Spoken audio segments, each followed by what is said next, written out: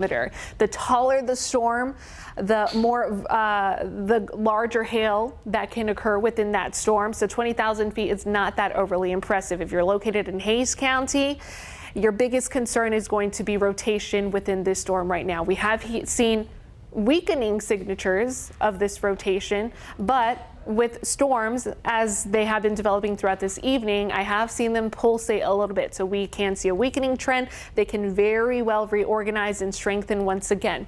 The signature is looking more impressive, actually. Like I mentioned, this is for rotation. So what Shane was just zooming in and what we were watching was our hail tracker. Now we're looking at velocity. Velocity are the winds. So we have red shaded colors embedded within this green shaded colors embedded within the red shaded colors.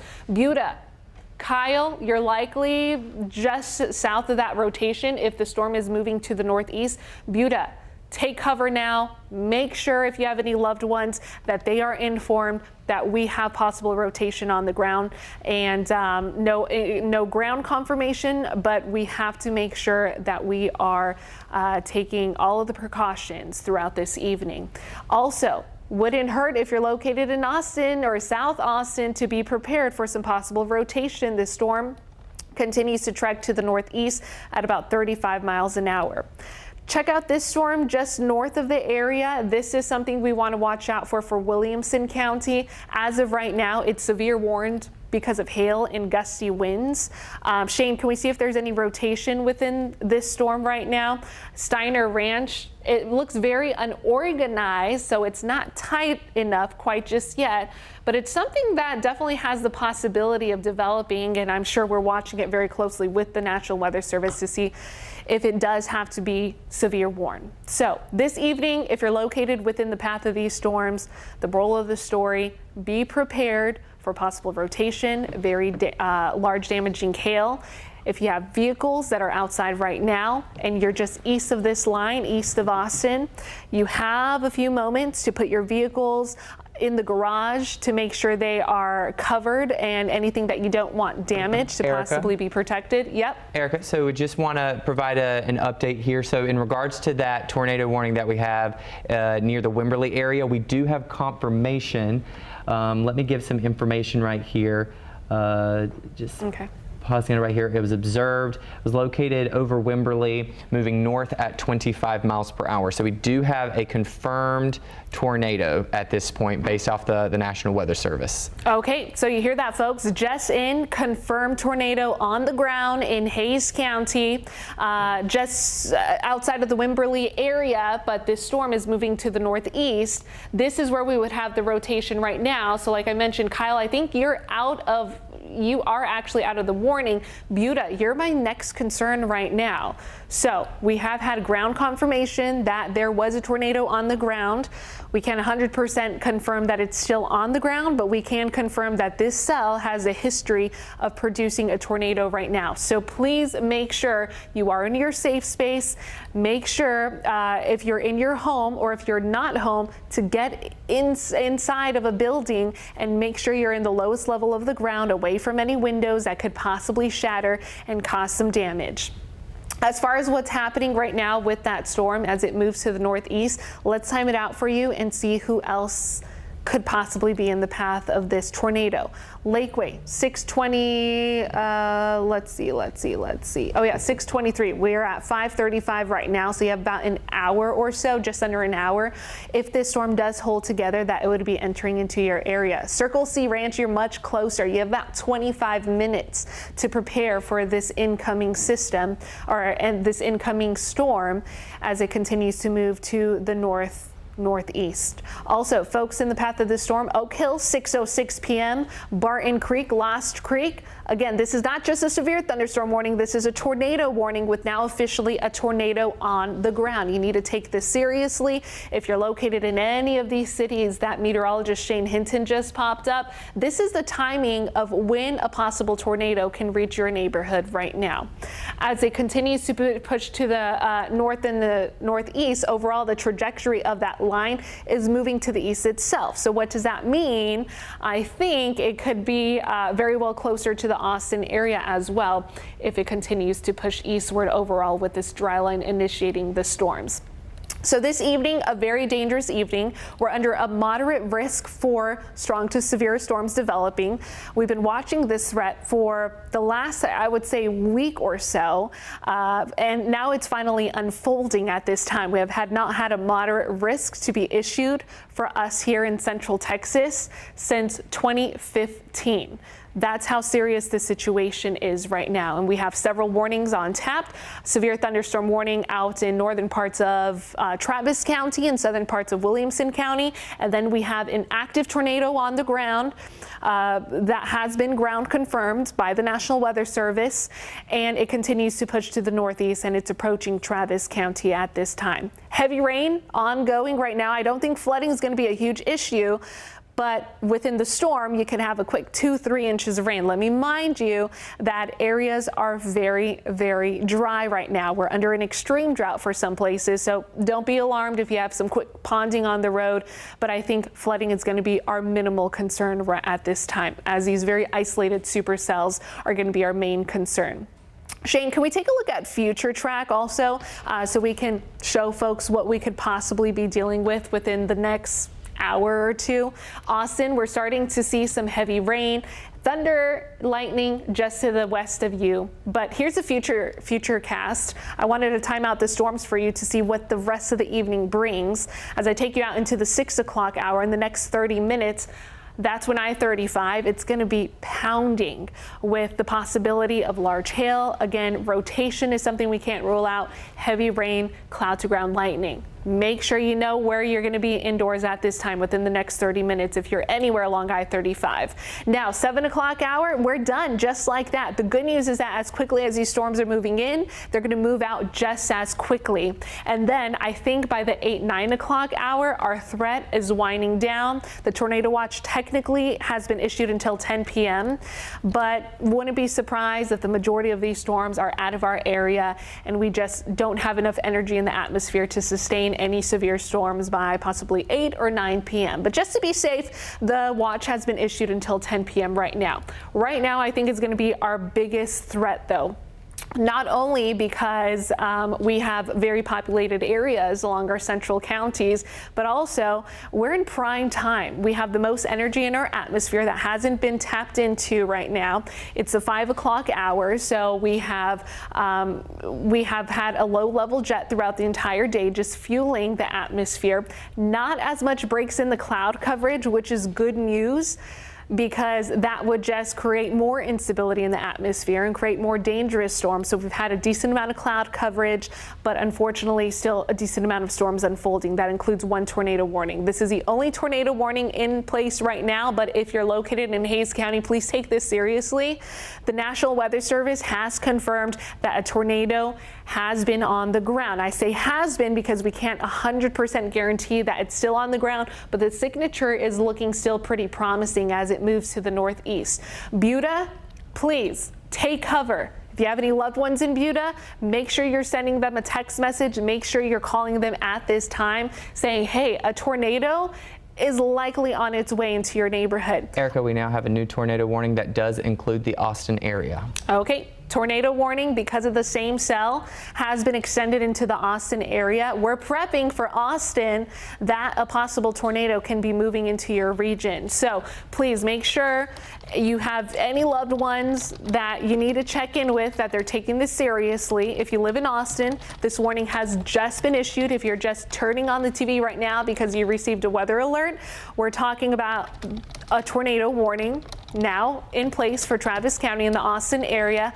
The tornado associated with this warning is out in Hays County at this time, but the National Weather Service is preparing for folks across the Austin area that we could have a possible tornado. It's been ground confirmed already across in the last 30 minutes or so for Hays County, and it's continuing to move to the northeast at about 35 miles an hour. Now, it is worth noting, Erica, so the difference between this one for the Wimberley area was observed. This tornado warning, although it does appear it's from the same cell of storms, is radar indicated. So this is a radar indicated tornado warning that includes the Austin area. Buda, okay. Kyle, all included in that as well. So can you pull up velocity? Because Yes. I'm pretty sure it's because of the same storm. Yes. And they're just prepping for it right now. So we don't necessarily have an active tornado or ground confirmation in Austin at this time, but the warning has been issued because of this rotation out in the Hayes County area that's moving to the north-northeast. That's why Austin is just on the northern tip of that warning. So it says radar indicated because we don't have any any rotation that's actually been on the ground or even in the Travis County area at this time. It's because of this rotation right here. So they're going to expire this warning, I would say possibly within the next, let's see, what time does that warning expire? I think it was 5:45 p.m. I would say this one, the one that the original Wimberley one is 5:45. So within the next 3 minutes, we should see that one be dropped. Just some additional notes from the National Weather Service. This one that encompasses Hayes and Travis County, there was a severe thunderstorm capable of producing a tornado. It was located near Buda, and it is moving northeast at 35 miles per hour, okay?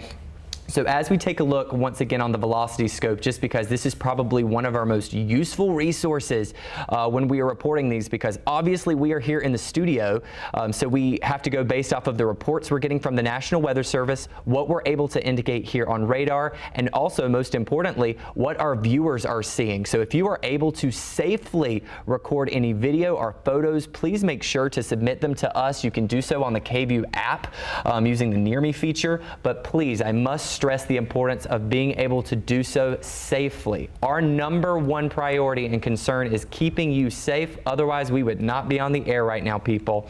Okay, so once again, we're going to hone in a little bit closer on this circulation, this specific circulation that we saw around Buda. I'm seeing right here, I think, is where the biggest concern is, that bright shade of green, Erica. And correct me if you feel otherwise, but I'm thinking this is the biggest area of concern right now. So if you live in the Buda area and you can hear us, make sure to take shelter immediately at the first level of your building.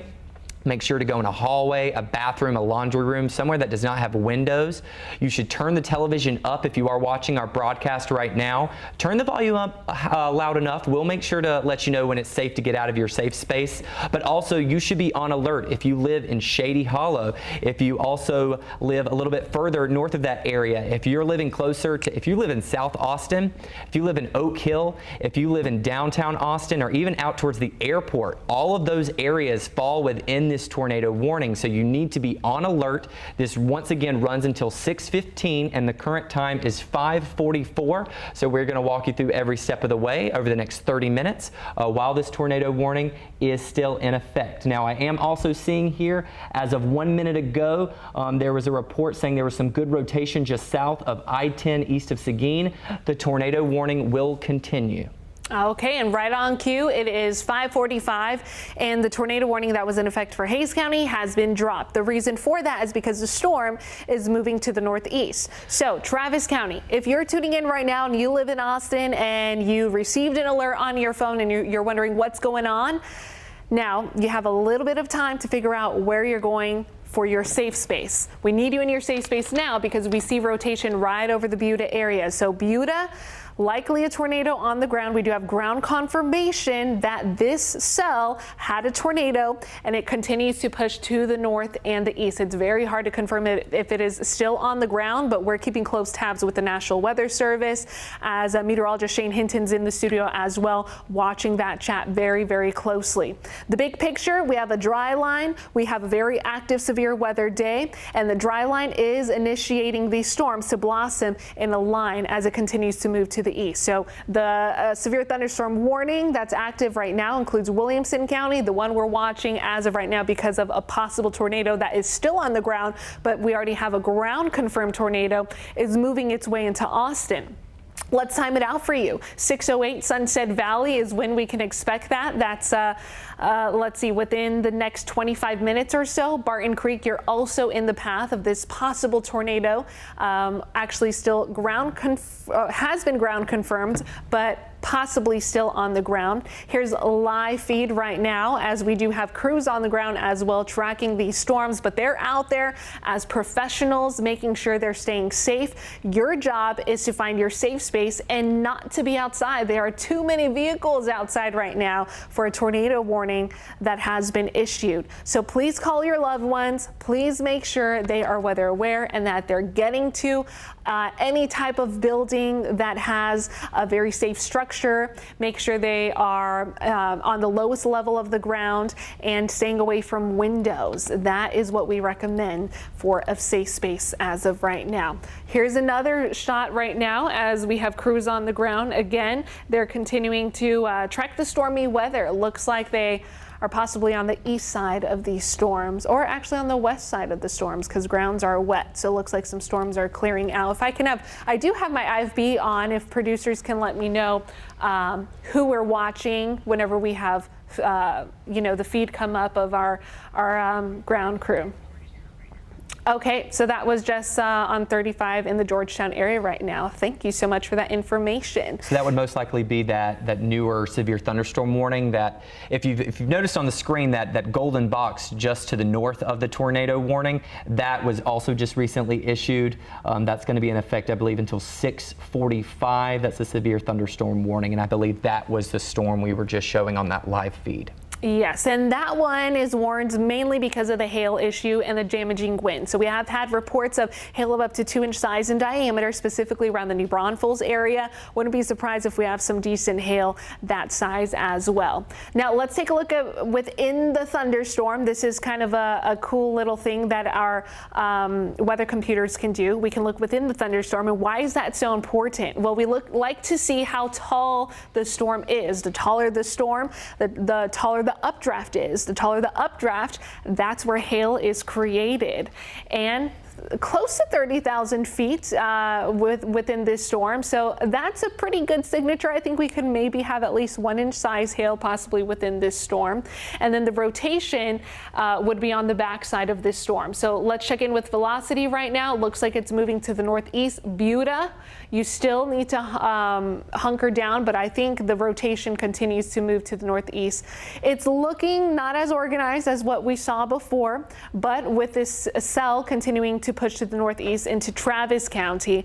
These are very populated areas. You're likely tuning in because you live in the Austin region. We have had a confirmed tornado on the ground with this storm, and it's moving into Austin Metro within the 6 o'clock hour. So please make sure you're finding your safe space. Again, your safe space would be the most interior room within your home. In my home, that would be a closet or a bathroom that does not have any windows, and that's on the lowest level. If you have a 2-story home, you want to be on the ground level. If you have a pantry that has the majority of the walls separating you from the outskirts of your home, you want to be in the smack dab middle portion of your home, whether that's a closet or a pantry or even a bathroom that possibly does not have any windows. Stay away from windows, as the glass will definitely shatter, and that's going to cause some issues also. So as far as what we're tracking, it's a dangerous scenario that's unfolding. We've been talking about this event. And this is the view of downtown Austin at this time, where Austin, you're under a tornado warning that has been issued because of a tornado that has been confirmed in Hayes County, and it's moving to the north and the east. Right now, it's pushing just north of the Buda area. Any additional reports, Shane, on the National Weather Service chat? We do not have any additional updates in regards to the specific one that is moving into Travis County. I'm showing you the velocity scope just so you can see how it kind of looks like that rotation has gotten a little bit weaker with that feedback. However, I do have some updates in regards to some additional tornado warnings, okay? So we have 2. I'm going to start to the south and then move to the north in Williamson County.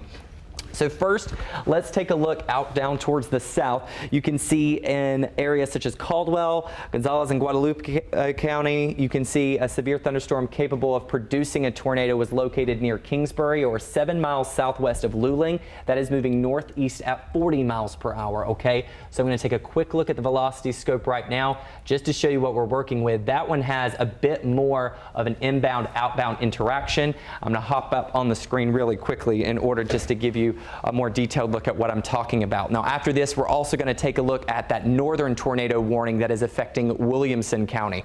Okay, so what we're doing is right now showing you that velocity scope in addition to those live conditions outdoors as well. As you can see, conditions along the I-35 corridor are deteriorating rapidly, so we do want to make sure that you are in your safe space if you are able to do so. Okay, so as you take a look at what we're tracking right now, you're seeing that thankfully people are staying off the roads, but Erica, if you wouldn't mind just pulling up that radar real quickly and we will take a look at what we are monitoring. As I mentioned, we have that tornado warning in effect as you make your way towards the south. This is that one that's encompassing the Luling area. You need to be on alert right now, but also let's take a quick moment, Erica, if you don't mind zooming in just a little bit closer into Williamson County. This is just north of the Georgetown area, actually making its way towards Jarrell. You can see that this, my assumption here, just based off of the feedback that I'm seeing on the radar, is going to be that rotation probably right there. It wants to, yep, right there. You see that little hook. So it actually looks like, and correct me if I'm wrong, Erica, it looks like I'm picking up on almost 2 separate tornado warnings in this specific area. Like I said, correct me if I'm wrong here, but I'm seeing 2 polygons here, which is usually what indicates individual tornado warnings. Sometimes they do that, they issue that whenever one, which is larger, is about to expire. I'm not seeing as much rotation around the Sun City area. I'm seeing it further up, a little bit further to the north. I think this is the specific rotation that they're concerned with. The overall trend that I'm seeing with these storms is they're moving out towards the northeast. So definitely find your safe space. As we've been saying, it's going to be on the first floor on the interior building or room in your safe space, whether that's your home. I had a viewer question earlier this morning saying, Shane, if I live in a mobile home, what do I do? Do I stay where I'm at? You do not want to stay in that mobile home, okay? The best safe space for those individuals is going to be in a low-lying area outside. I'm talking about a ditch away from trees or any debris that could easily be picked up by the winds. You're going to lay down flat in that ditch and you're going to keep your hands behind your head, okay? And you are going to keep your head down until conditions calm down. I know that doesn't sound like the best option, but I promise you that is going to be a better course of action than staying in that mobile home. Now notice, as we make our way to the south, let's talk once again back about that tornado warning that we're tracking that includes the Austin area. I'm thinking it's right there to the west of I-35. This was the one that we were seeing that rotation closer to Buda earlier in the afternoon. You can see it's continuing to make its way towards downtown Austin. So if you fall anywhere within this box, you can see it stretches from 290 all the way down to all the way. So we're going to go ahead and take a live footage of downtown Austin. Once again, this is currently under a tornado warning. We do not see these often, especially including the Austin metro area, okay? So this is a live lookout over downtown Austin where you are definitely seeing those reduced visibility due to the heavy downpouring rain. We did see weak rotation with the velocity scope earlier. Erica, if you wouldn't mind slowing down the radar just a little bit to the very slow feature, just so we can kind of track that movement for me real quickly.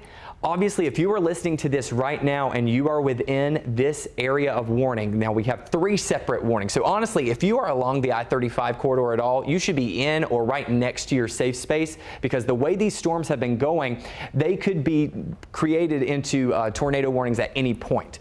So you're going to want to make sure you're in that safe space. You're in a bathroom, a laundry room, a hallway that is far away from any windows or doors. You're going to want to stay in the interior of the home. The reason we stress the interior is just due to the fact that any loose flying debris could easily go through any walls, windows, and that would pierce through the walls of your home. Okay, so that's why we stress the importance of an interior room. Hey, okay, Shane, I'm going to interrupt you here yes, to take you to this tornado warning out in Williamson County, and it had the most impressive signature, and we indeed have a ground confirmed tornado.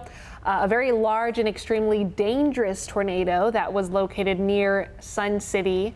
And it's moving to the northeast at 30 miles an hour. So that's that rotation, I think, that is the most impressive signature that we see right now, all in our viewing area. That looks like it's going to be very dangerous, and it's approaching the Gerald region. And Gerald, all too familiar with tornadoes, unfortunately. So you know what? If you are in this warning zone right now, if you have family or friends, loved ones, please make sure that they are aware of this system. As Erica just mentioned, this is the tightest rotation we've been seeing all afternoon. We have 3 active tornado warnings right now, and this is the one that you said it was in fact confirmed, Erica? Confirmed, very large, very dangerous. It's moving to the northeast at 30 miles an hour. So this system is moving very quickly, moving to the northeast at 30 miles per hour. Also confirmed tornado. Wait. Okay, hold on. I need to read this right here, but there's talk about tornado in Round Rock. Okay, so we could possibly, we're going to do a little bit more research on a potential tornado in the Round Rock region. There it is. Yep, there's that rotation. There's the rotation. Now, I'm not seeing, there's not an active warning for this one, There's not an active warning. So expect, if you live in the Round Rock area, do not be surprised if we have a red box around your neighborhood in the next few minutes. We could see some, because there is definitely some feedback in regards to the velocity, as Erica mentioned, right near the Round Rock region.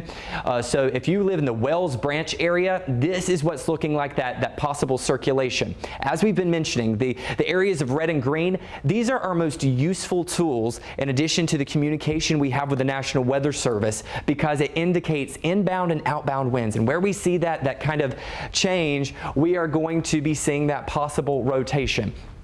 So that's what I think our biggest concern at the moment, Erica. Okay, so we have 3 areas that we're watching right now, Shane. The one in Gerald, the one in Round Rock, and the one moving into Austin. So let me see, what do we have right? Okay, is that our Kalahari? That is likely, rotation. That's in Round Rock, right? Yes. Is that our Kalahari resort? That is our Kalahari That's our Kalahari camera. Cam. Yep, located in Round Rock. There's the confirmation. There is the active tornado. There is no tornado warning, but there is a tornado on the ground. You are watching it right now, folks, out in Round Rock. This is why, even if you are not under a warning, this is why this day is very, very dangerous, because sometimes these storms pop up out of the blue and, we don't necessarily catch it, or the National Weather Service doesn't necessarily catch it. So there is an active severe thunderstorm warning, but no tornado warning, although we are watching a tornado right now on our Kalahari Resort and Conventions Cam. So, what a busy day, right? We have 3 areas we're monitoring. That is a tornado on the ground that you're seeing in the Round Rock area. We likely have a very large and dangerous tornado just north of that in the Gerald area. Approaching the Gerald area, that signature looks even more impressive. That's the one I'm mentioning. Very impressive, even compared to the tornado we physically see in Round Rock. So I'm really concerned about that one. So this tornado that you're watching is, let's see here. Okay, and there you go. There's the signature of what we're watching in that area. And then we have still an active tornado warning that's in effect for the Austin area. So very busy day. First day of spring. We are off to a busy start. The first full day of spring, I should say. The spring equinox was yesterday, and today was our biggest threat with a moderate risk that has been issued. That has not been the case since 2015, and this day is already active and dangerous. So if you have not been hit by these storms, they're moving to the east. As far as the entire line and the entire system will be moving east. The individual cells, the individual supercells, are moving to the northeast. There's that newest tornado warning, Shane, that has been issued. Just a few updates for you, Erica, because we have several new tornado warnings that we want to discuss. As you can see, now we have one that was encompassing the Round Rock one. That's the one we've already confirmed with you on video. That is going to be moving its way towards Taylor. Then we also have a tornado warning that is stretching just east of I-35. Let me pull up the information for each of those one at a time. That one includes portions of Travis County and Bastrop County. That is in effect until 6:45. Let me find the information for you on that one. That one is a severe thunderstorm. This was a radar indicated tornado. It was capable of producing both tornadoes and extensive straight line wind damage, which means we could be seeing some very strong gusts associated with this. It was located near Onion Creek and it's moving northeast at 35 miles per hour. So that is that specific warning. Now let me head up to that one that we were just confirming for you near Round Rock. You can see that one includes Travis and Williamson counties. The residents of Hutto, Pflugerville, Round Rock, and Taylor, you need to be on alert. This one is also capable of producing tornadoes. This is also radar indicated and extensive straight line wind damage. This is moving northeast at 35 miles per hour. So I am seeing confirmation and kind of a consistent trend here that these specific cells that we're monitoring are all moving northeast at 35 miles per hour. 3 miles southwest of Gerald, that is where that tight circulation was that we were monitoring as well. So I know this is a doozy to look at the map, you guys. We have a lot going on here, so bear with us as we go one by one. And there goes our cam. There goes our cam with the shot of the tornado that was on the ground. What we were witnessing right there was a tornado pushing through our Kalahari Cam, and that is the tornado that we've been monitoring. So and that would be right here. I'm really bummed out that we lost that cam. I mean, oh my goodness, my goodness. If you live in the Round Rock area, there's a tornado that is on the ground at this time, and it continues to push to the northeast. Please make sure you are taking cover at this time where, let's see, it's continuing to push to the north and the east at about 35 miles an hour. That's Can correct. we see velocity to see where we see the exact rotation to make sure we're letting folks know? I'm thinking it's right south of 79, unless we think it, well, no, I'm thinking it's 79. I don't think it's near 79, Hutto and yet. then approaching 130, that's where Kalahari is located. So Hutto, folks along 130, you want to make sure you are in your safe space. I was actually just texting our nanny right now with our loved ones, letting them know where the safe space was because she wanted to make sure, and I let her know, hey, the closet, it's the most interior room in your home.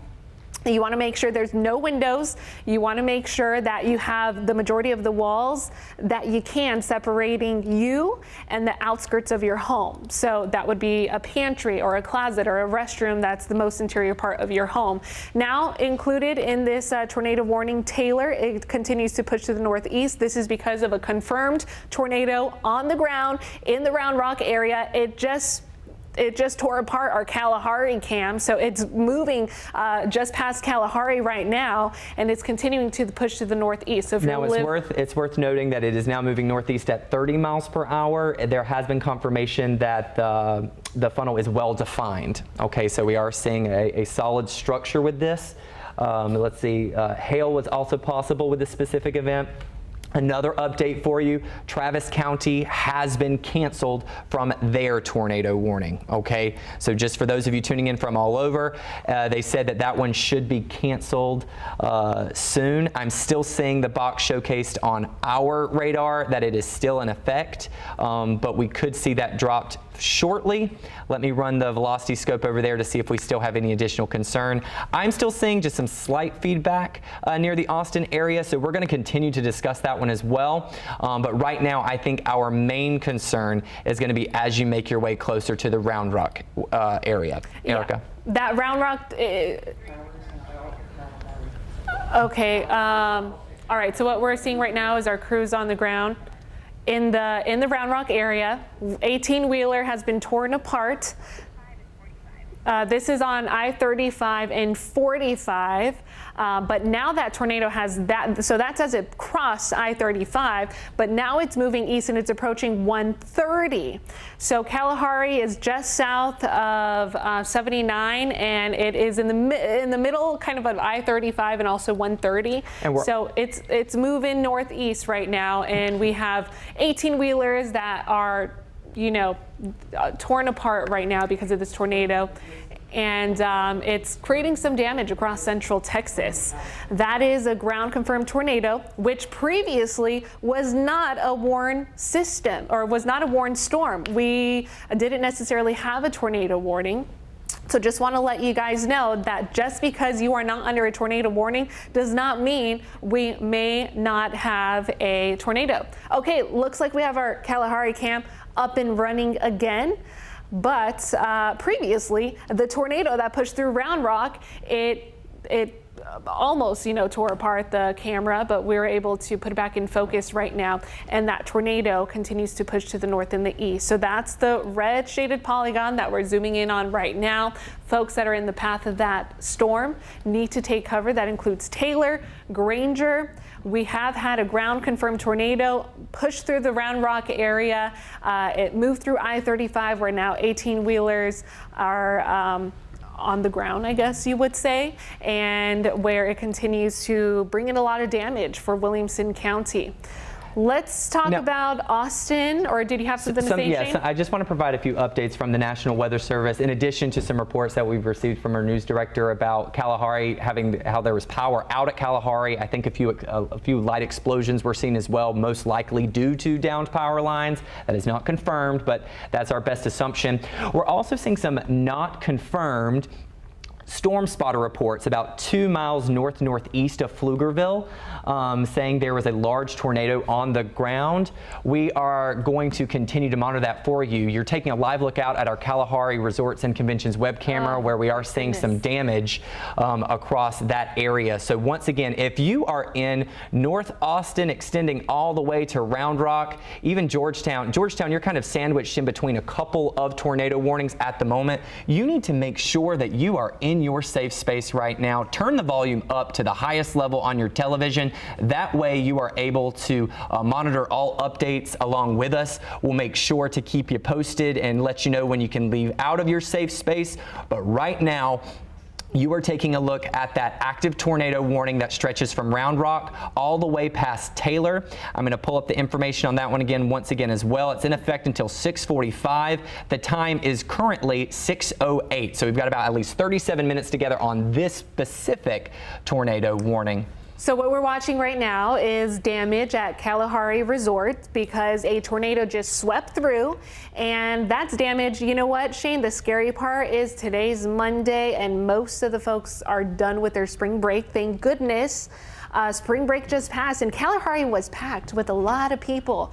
You know, I'm sure there's still a good amount of people there, and I hope that they were able to heed this information and take cover and be safe, because we're witnessing damage firsthand from a tornado that just ripped through and is likely still on the ground. It was a very large and dangerous defined tornado that's moving in through Williamson County, approaching the Taylor area, and it's moving at about 30 miles an hour. So if you have any loved ones in the Williamson County region, please make sure they are taking cover if they are in this tornado warning. And that's just one of the now 3 confirmed tornadoes. We've had a confirmed tornado in Hays County. That was actually the first confirmed tornado. We've had a confirmed tornado in Jarrell, and now we were witnessing just momentarily our 3rd confirmed tornado that was in the Round Rock area. Now, I also want to mention that an update of that tornado warning, now that we have a driver on I-10 had mentioned they were seeing a tornado on the ground northwest of Luling near Stairtown. I'm going to focus in on that one because that means we could have a confirmed tornado down here. I think this is one of the first indications. I believe where I am seeing that best rotation is going to be just... Yes, I'm seeing that, just north. They're saying northwest of Luling. I can see that, but I'm also kind of being thrown off. Erica, you tell me what your opinions are on this of northeast of Luling as well in regards to that possible rotation. In addition to that tornado warning that we were monitoring north near the Gerald area, located near Gerald, there was a confirmed large and extremely dangerous tornado. It was about 10 miles northwest of Granger, moving northeast at 30 miles per hour. So yeah, what we're seeing right now, the velocity doesn't look very defined. What radar do you have? If you get the southern radar, so we have two different radars. Let me see if I can pull it up here. That may be able to pick up, because it's hard to see the winds exactly based off of what radar's actually picking up the data. So we have, there you go. That shows a little bit better. Now, northeast of Luling is where I see it. So I believe the report was saying northwest. I do agree with you that I think it's more of a northeast situation with that specific rotation. It's moving at 30 miles an hour, so it's probably across the Luling area. But yeah, so we have the two different radars here that will pick up the two different datas for you. But yeah, lots going on here in Central Texas. So if you're tuning in, we have live coverage of severe storms that are pushing through Central Texas. As far as I can count so far, 3 confirmed tornadoes. Is there a confirmed tornado around the Luling area, Shane, or is that just rotation? That was confirmed. That was a driver on I-10 near Luling was seeing a tornado still on the ground. That was at 6:08, so about 3 minutes ago. So possibly 4 tornadoes now confirmed. The Gerald area, the Round Rock area, Hays County, and around the Luling area. This is a very active day. Please, if you're east of this line of storms, you need to take cover right now. You need to make sure you're staying weather aware if you're located within these warnings, because we have the history of several tornadoes already, 4 as we speak right now. I'm going to try and pull up all on the screen at once. That is a hefty goal based off of what we're tracking right now. I know there's a lot of tornado warnings, so you see I can't even fit all of them on the screen right now. So we're going to start with the first 3 stretching from the south. We have that tornado warning in portions of Caldwell County. That's in effect until 6:15. So hold on with us for at least 3 more minutes. I would not be surprised based off that driver report that we were seeing through the National Weather Service if that specific one gets extended. The cell still looks pretty healthy. As you make your way toward the north, we're also still tracking that tornado warning for Bastrop and Travis counties in effect until 6:45. That one is kind of riding the edge between the one that's encompassing downtown Austin and then the one that splits off a little bit further to the east. And then also as you make your way to Hays and Travis County, we have that tornado warning in effect until 6:15. So like I said, I know there's a lot going on your screens right now, but we want to make sure that you are staying up to date with the absolute latest. So once again, kind of heading up a little bit further to the north, I see that Round Rock has been removed from the tornado warning, the active tornado warning, but Taylor is still included in it. So you were just taking a live look out over Kalahari, where we were pointing it kind of toward the direction of where that system is moving. Once again, if you are in the Taylor area, if you are in the Hutto area, you need to be on alert. You need to be in your safe space, and you need to stay hunkered down in that safe space for the next little while. So once again, so the Williamson County, let's see, the Williamson area tornado warning has been expired, so that's some good news. But as you can see, it does still extend a little bit further out towards the east. So once again, zooming back out again, showing you what we're working with. It does look like this tornado warning that's down near the Luling area has been extended, Erica, as we thought.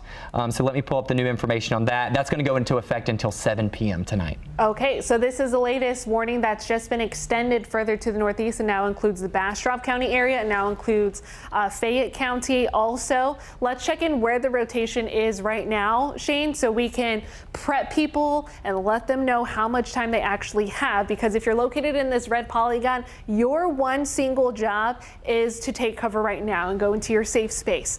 The area that's most dire is where we have reds intertwined with greens. That is where we likely have still a confirmed tornado that was on the ground, could likely still possibly be on the ground, and it continues to push north and east into the Bastrop area, Bastrop County area. So let's time out the storm. Let's see what towns may possibly see this, because the history of these storms is that they're moving to the northeast at about 30 miles an hour. So if you live in the northern part of this box, you have a few minutes, but I need you to take cover as soon as you possibly can. Turn up the TV, keep your TV on. If you're tuning in TV, turn it up, but get in your safe space to where you can hear our updates, because folks that are in the clear from that storm now would be on the backside of this system. But if you are located in, say, String Prairie, 6:46 is the timeline of that storm arriving into your area with a tornado that has been confirmed. Rosanke, 6:55 would be the timeline that this would possibly make its way into your neighborhood. Upton, 7:05 is a timeline for you. In Smithville, you're in the path of a possible tornado. You have about an hour, but that's an hour to get your game plan, to check in with your loved ones, to send any text messages, make any phone calls, make sure everyone is tuning in to KVUE here as we have live coverage, and we're timing out these storms for you to make sure you're staying as safe as you can. Hey Shane, can we check in with Austin to see what's happening right now? Because I know a lot of folks are tuning in from Austin as we still have the tornado warning that is now for east of Austin. Yep, so it does look like they expired that tornado warning that included downtown Austin and the central portions of Travis County. And now, as you mentioned, we're focusing on that one a little bit further to the east. Let me pull up that information for you. So we're still seeing rotation around Travis County, and it's moving into Bastrop County. This is a warning that's in effect until 6:45 p.m. This cell also had a confirmed tornado as it originated in the Hayes County area. As we saw this storm initiated, it also brought in 2-inch size hail. We haven't necessarily seen any of those reports quite just yet in the last 15 minutes or so, but it's still a storm that has the history of producing a tornado on the ground if you're located in the polygon with the tornado warning that includes Travis County, and that includes Bastrop County as well. The rotation that we're seeing would be north of 71, along 71, moving to the north and the east at about 30 miles an hour again. It does have the history of a ground confirmed tornado. On top of that, we're seeing a good amount of cloud to ground lightning, the possibility of some hail, and the timing of that possible rotation that could still be on the ground includes Weberville at 6:29 p.m. is when that would approach your area. Elgin Middle School at about 6:52, and also, let's see here, Mount Pleasant School at 7:03. Okay, what I want to do is show you a time lapse of our Kalahari Cam. This is of a tornado that was on the ground just moments ago in the Round Rock area. As a matter of fact, it was not even tornado warned at this time when we were watching this live on our Kalahari Resorts and Conventions cam. And the storm just ripped apart. As a matter of fact, it actually possibly did some damage to our camera, but thankfully we were able to get it back up. This storm is now moving to the north and the east. We still have a tornado warning because of that same cell, and it includes the Taylor area, and it's still in Williamson County, moving to the north and the east. So what you're watching is a time lapse of what was a tornado sweeping through Round Rock on our Kalahari Resorts and Conventions cam. That is a very large and organized tornado, and it caused some damage also. We saw the footage, damage of an area that is very populated during the spring break time also, but there you are, debris flying in the Round Rock area. Is absolutely wild. Now, as you mentioned, that tornado and how it kind of has, the Round Rock area has been dropped from the warning. We do want to talk about that one that still includes Williamson County, including the Taylor area. There was a confirmed tornado on, let's see, let me get the latest. I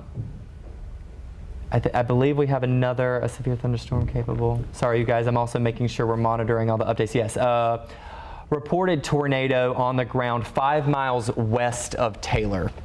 Okay, so once again, I'm going to throw that velocity monitor on it once again to see if we can kind of identify where that rotation is. If it is still it's going to be hard to see it because of how close the radar site is. That's true. That's very true. So it's hard to pick up.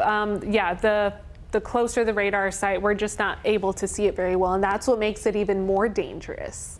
But needless to say, if you're located in this polygon, you need to make sure you're in your safe space, because we do have the video you just saw was a tornado that was on the ground in the Round Rock area, and now it's moving to the northeast at 30 miles an hour. So Taylor, Waterloo also, and then once this cell pushes out of Williamson County, it's no longer in our viewing area. Oh, no, it will still be in Milam County. That's still in our viewing area, That's so correct. that will still be in our DMA. But we're doing this live coverage here on KVUE, and we're going to stay on air until all these tornado warnings expire. I do want to focus in on 2 additional ones. Sorry to cut you off, Erica. Just because we are having confirmation from the National Weather Service that they are going to continue that tornado warning for parts of Bastrop and Travis County until 6:45. So the current time is 6:21. So if you are in your safe space and you're listening right now, that's another 24 minutes. At 6:19, which is about 2 minutes ago, a severe thunderstorm capable of producing a tornado was located near Wildwood, or about 7 miles east of Austin Bergstrom. So if you do live near the airport, you should be in your safe space right now. Make sure that you just crank up the volume, you listen to us. You can download that KVUE News app to also stream through there as well. It's this system, this particular one that's 7 miles east of the airport, is moving northeast at 35 miles per hour. So we're going to hone in a little bit closer on that specific cell. Let me pull up the velocity radar real quickly, just to detect where that would be closer to the airport. I've seen that one has been dropped out of the tornado warning near, well, actually now we're going to focus on Austin Bergstrom, not the executive airport. My apologies. So near the Garfield area, and it would be closer toward the Garfield area at this point, based off of the speed that it is moving, and also based off of its location. Would probably be around the Garfield area. So if you do live in that region, or you have loved ones, family members that live there, you'll definitely want to make sure they are aware of the latest updates on that specific system. Erica. Okay, we have 2 VOs, I believe, that our producers let us know. Okay, this is from the Round Rock area, from Mark Anthony. Of severe storms that have been pushing through the area. We had a ground confirmed tornado in the Round Rock area. I don't believe, we can't necessarily see if this indeed is that tornado, but it just looks very ominous. A lot of rain going on, a lot of cloud to ground lightning. Oh, there it is. That is the rotation. Now I can see a better look. Okay, that's why Mark Anthony zoomed in. So that's the confirmed tornado we saw. It was pushing through the Kalahari Resorts and Conventions Cam. Here's our next video. Oh, it looks like they took it off, but oh, there's another Round Rock one. This is John Jones showing us the rotation that was associated with the confirmed tornado on the ground in the Round Rock area. So, and this is just one of several tornadoes that we have been, talking about today. The warnings continue to be active, and they continue to bring in a very dangerous situation. And not to mention the Round Rock tornado, it wasn't even warned at this time as a tornado warning. It was a severe thunderstorm warning. So even if you are not under a tornado warning, I need you to think about where your safe space is right now. And if you're in the path of the line of these storms, then I need you to, be prepared to take cover. That includes Bastrop County, that includes Milam County, that includes Fayette County. The good news, Austin, I-35, we're starting to clear out. We're starting to get quiet, and then we're pretty much done with the severe threat for this evening. If you're along I-35, the severe threat is now east of I-35 at this time. Now, Erica, I do want to mention there is a tornado warning that's been issued for Williamson County. This was observed. It was a tornado-producing storm, was located over Granger, and it's moving northeast northeast at 40 miles per hour. So you can see that tornado warning overlaps with the current tornado warning that we've been discussing in the Taylor area. So let me pull up the most recent information for that specific system. It'll be in effect until 6:45. The current time is 6:24. So you'll be holding on to that warning for at least another 21 minutes. I'm now going to take and put the velocity scope over it for you, so you can see where that possible rotation is located. Once again, as a reminder, if you're just tuning in, those inbound and outbound winds are going to be indicated by the green and the red. But as Erica was mentioning earlier, this is very close to that radar site, so it's very difficult to pick up on rotation when you are closer to the radar, as close as it is in Granger. I mean, it is practically right next to or right beside the Doppler radar. So it's going to be very tricky in order to detect the rotation on that specific system. So with that being said, that means if you do fall within that warning box, I'm going to remove the velocity scope so you can see who all is included in that. You are going to want to make sure that you are in your safe space for at least the next 21 minutes, because you don't only have one active tornado warning in that area, you have 2 active tornado warnings in that area. Okay, so this is continuing to move out to the northeast, as I was mentioning, at 40 miles per hour. So what I'm going to do is I'm going to throw the storm cone on that specific system and tell you who needs to be on alert in case this specific cell stays together. So we're going to take it from Granger. We are going to make our way to the northeast at about 40 miles per hour, and we're going to show you who all is going to be included in that. So as you can see, Granger, of course, Rogers by 7:05. Burke's School by 7:06, Edgeworth by 7:14. As you can see, it will start to exit out further of our viewing area. Erica? Okay, thanks for all that info, Shane. What we're going to do is kind of regroup now on this very busy and dangerous active severe weather day across central Texas. We're going to bring in Quita Culpepper and also Brian Mays for some of the latest information that we're dealing with throughout today.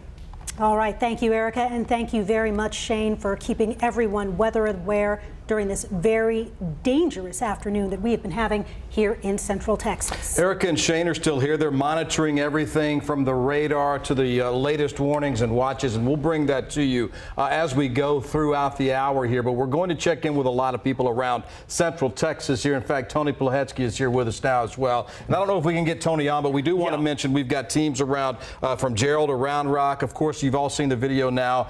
Maybe you haven't seen the video of the tornado in Round Rock that went right across I-35 right into the Kalahari Resort. Here's that. And Tony's with us now. Yeah, and Brian and Quita, I'm literally just holding up my phone. I've got on the phone Williamson County Judge Bill Gravel, who was just in the very preliminary stages of finding out what all has transpired in his county. Judge, what can you tell us at this moment? Well, we know of a confirmed tornado that started at the 3545 intersection and traveled our county to the east from Kalahari Resorts. We also know that there has been a confirmed tornado in the Copeland area. We believe that was one continuous tornado movement, but we just can't confirm that as of now. We have personnel and assets looking into a reported tornado in the Gerald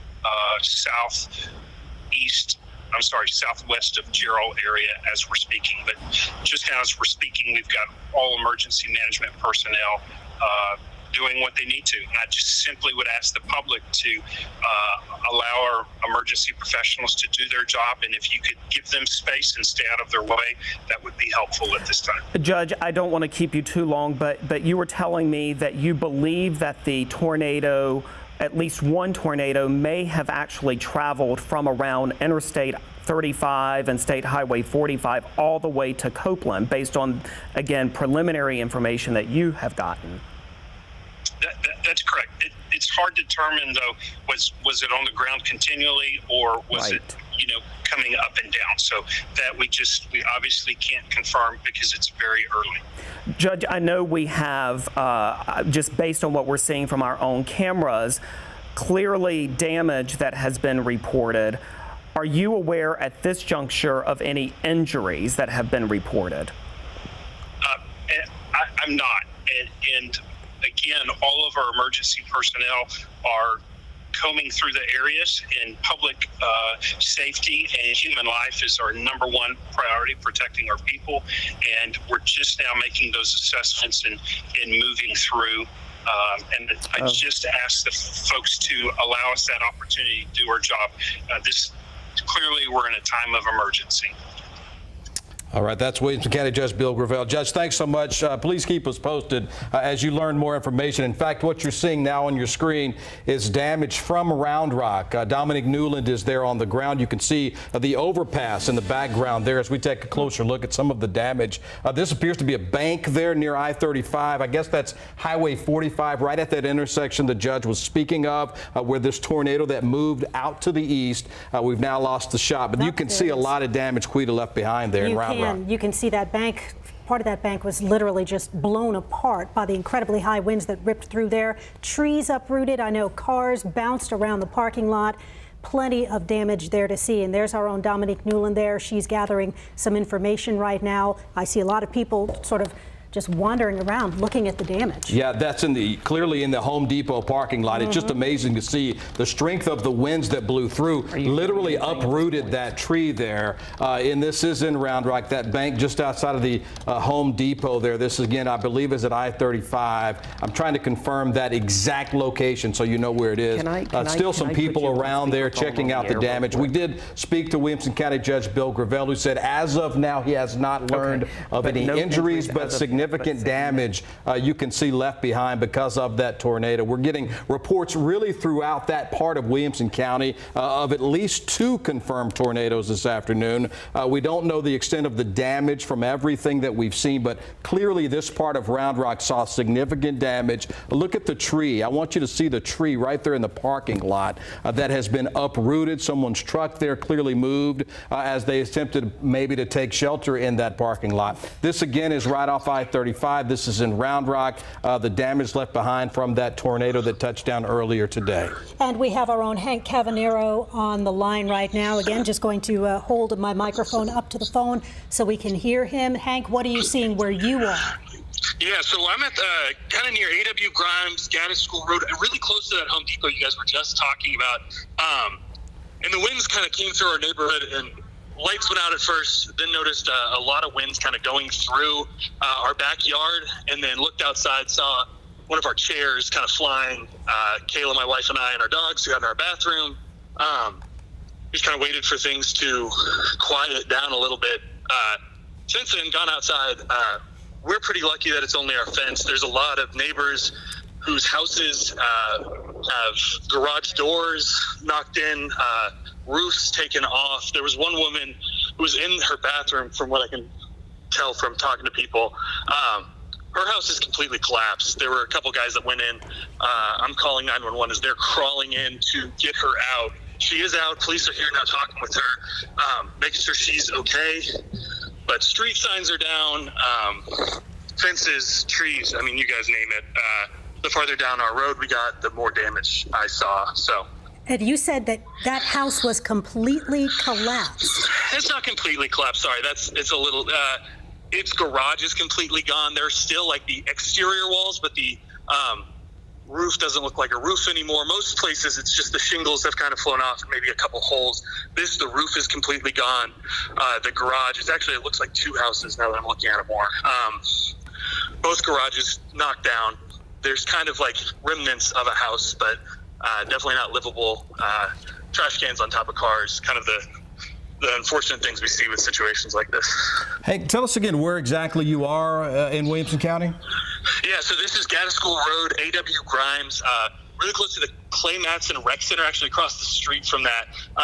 And looking at that, that also took a lot of damage. In the parking lot of that, it looks like a truck. A truck might be upside down right now. Not sure if anybody was in that or not. But yeah, there's the soccer courts right there. Everything's completely moved off that. The front of the Clay Matson Rec Center definitely took a lot of damage. And a lot of houses right across the street.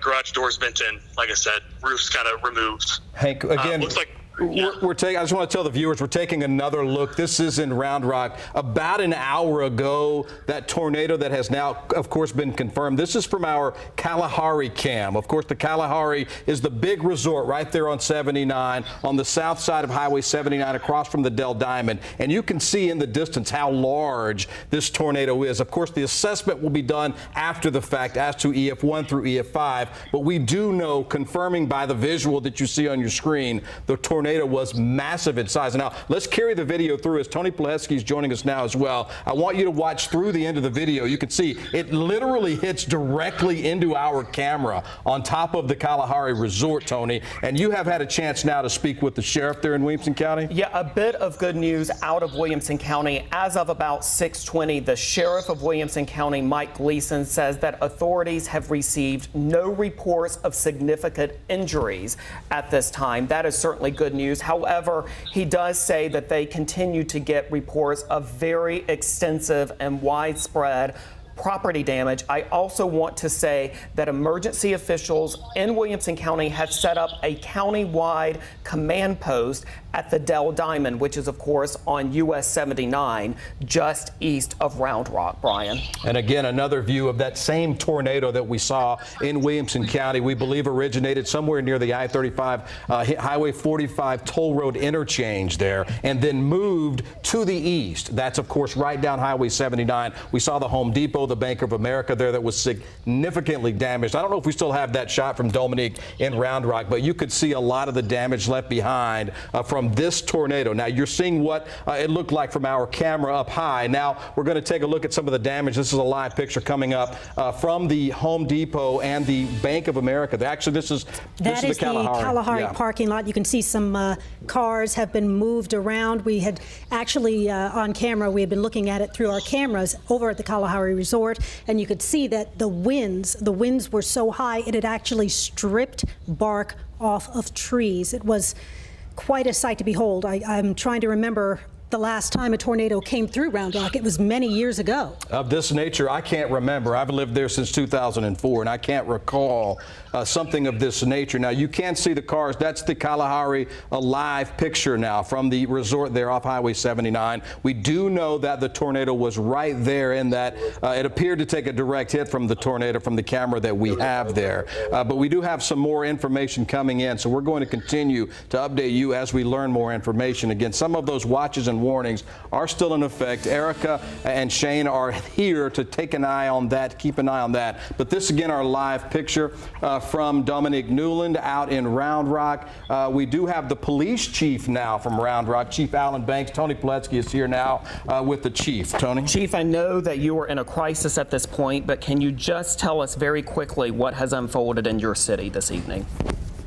So what we understand is that we did have a tornado touchdown. We do have structural damage in the area of about Red Bud and 79, which is Palm Valley. We are currently going house to house in that area, just assessing damage and also any injuries. We're currently in the process of trying to set up shelters for any of our residents that need to seek shelters for the night and getting resources in place at this point. As of right now, there is no confirmed fatalities that we know of, but again, we're going house to house and assessing the damage. Chief, just a couple of questions. Can you describe this epicenter at all? I mean, are we talking roofs off houses, trees down? So the clearest way I can tell you is that we do have structural damage. So to what extent, and that's what we're working on right now. Just as you know, and you guys just reported, it just happened right now, and so it's an unfolding situation for us right now. Our main goal is to make sure that our citizens are safe, and that's our focus. Chief, thank you so much for your time. Again, wanting to get information out to your residents and all the residents of Williamson County, which appears to be the hardest hit in Central Texas, at least as of right now. That's right. We've been showing you this video of the tornado that came through Round Rock earlier this afternoon. It was a direct hit, it looked like, on the Kalahari Resort, moving cars around, demolishing some buildings, and basically just causing a huge amount of damage as it carved a path through a number of neighborhoods and through through the city of Round Rock.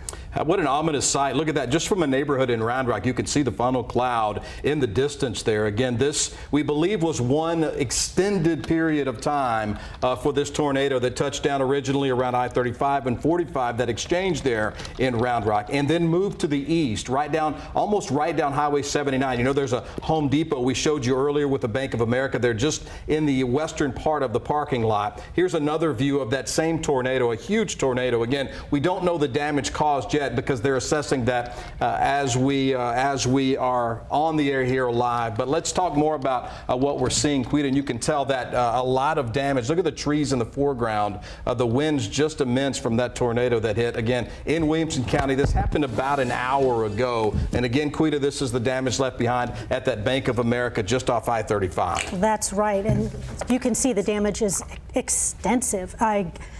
I can't even imagine what it was like for the people who were actually in that bank or in that Home Depot, in that parking lot, as they heard this tornado just sort of descend down upon them. People, you can see on the scene there, that truck, I assume the truck was there when all this happened, presumably with someone in it, and that had to be quite a ride for them. And they're assessing the damage there. We spoke with the police chief there in Round Rock. Again, let's reiterate, no fatalities, no serious injuries, at least not that he could report to us, but we do have our camera still up. Our Kalahari camera was up in the middle of this, and this is from that camera. You can see the damage in the background of this shot, the roof damage to some of the homes there, and that would, I guess, be east Round Rock is where we're talking about here. The chief just telling us they're going door to door in those neighborhoods this evening to make sure everybody's okay. They're going to have centers for people to go if your home is severely damaged tonight.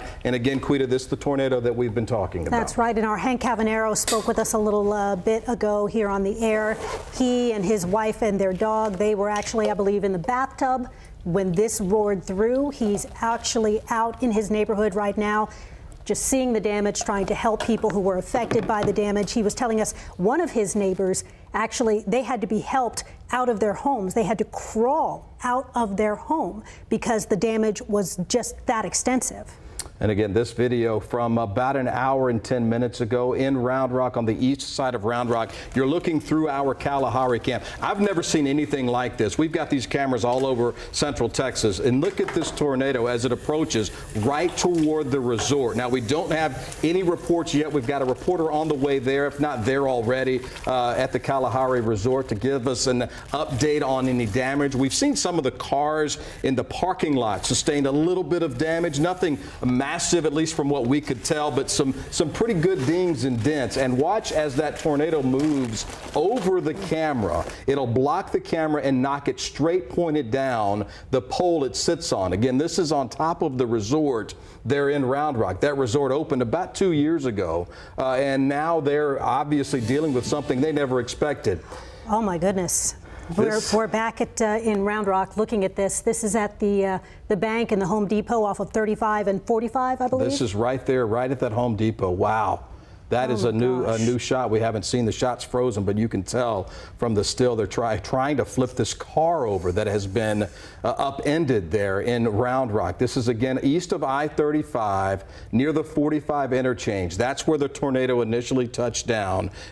Significant damage. If you're familiar with that area right there at that Home Depot, there is a Bank of America and several other small shops in a strip mall there, a strip shopping center there. There's the Bank of America.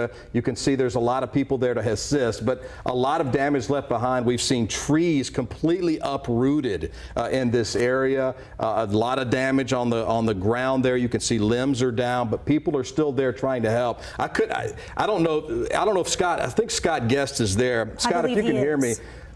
Let's see that what's left of, I don't know if that car's still there, if they're flipping that car over.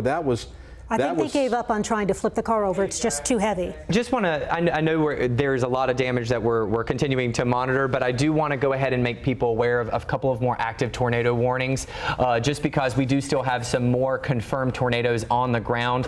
I know what you're looking at on the radar is a mess. So what I'm going to do really quickly is I'm going to remove the radar. So you're going to see all the red, oranges, and yellows pop off, just so that you can see what areas are currently included within warnings. Okay, okay, you guys. So I know it's a bit of a mess. I get that. You see a bunch of instability over just northeast of Granger. Let me pull up the information for that tornado warning. It's in effect until 7:15. This includes Bell and Milam counties.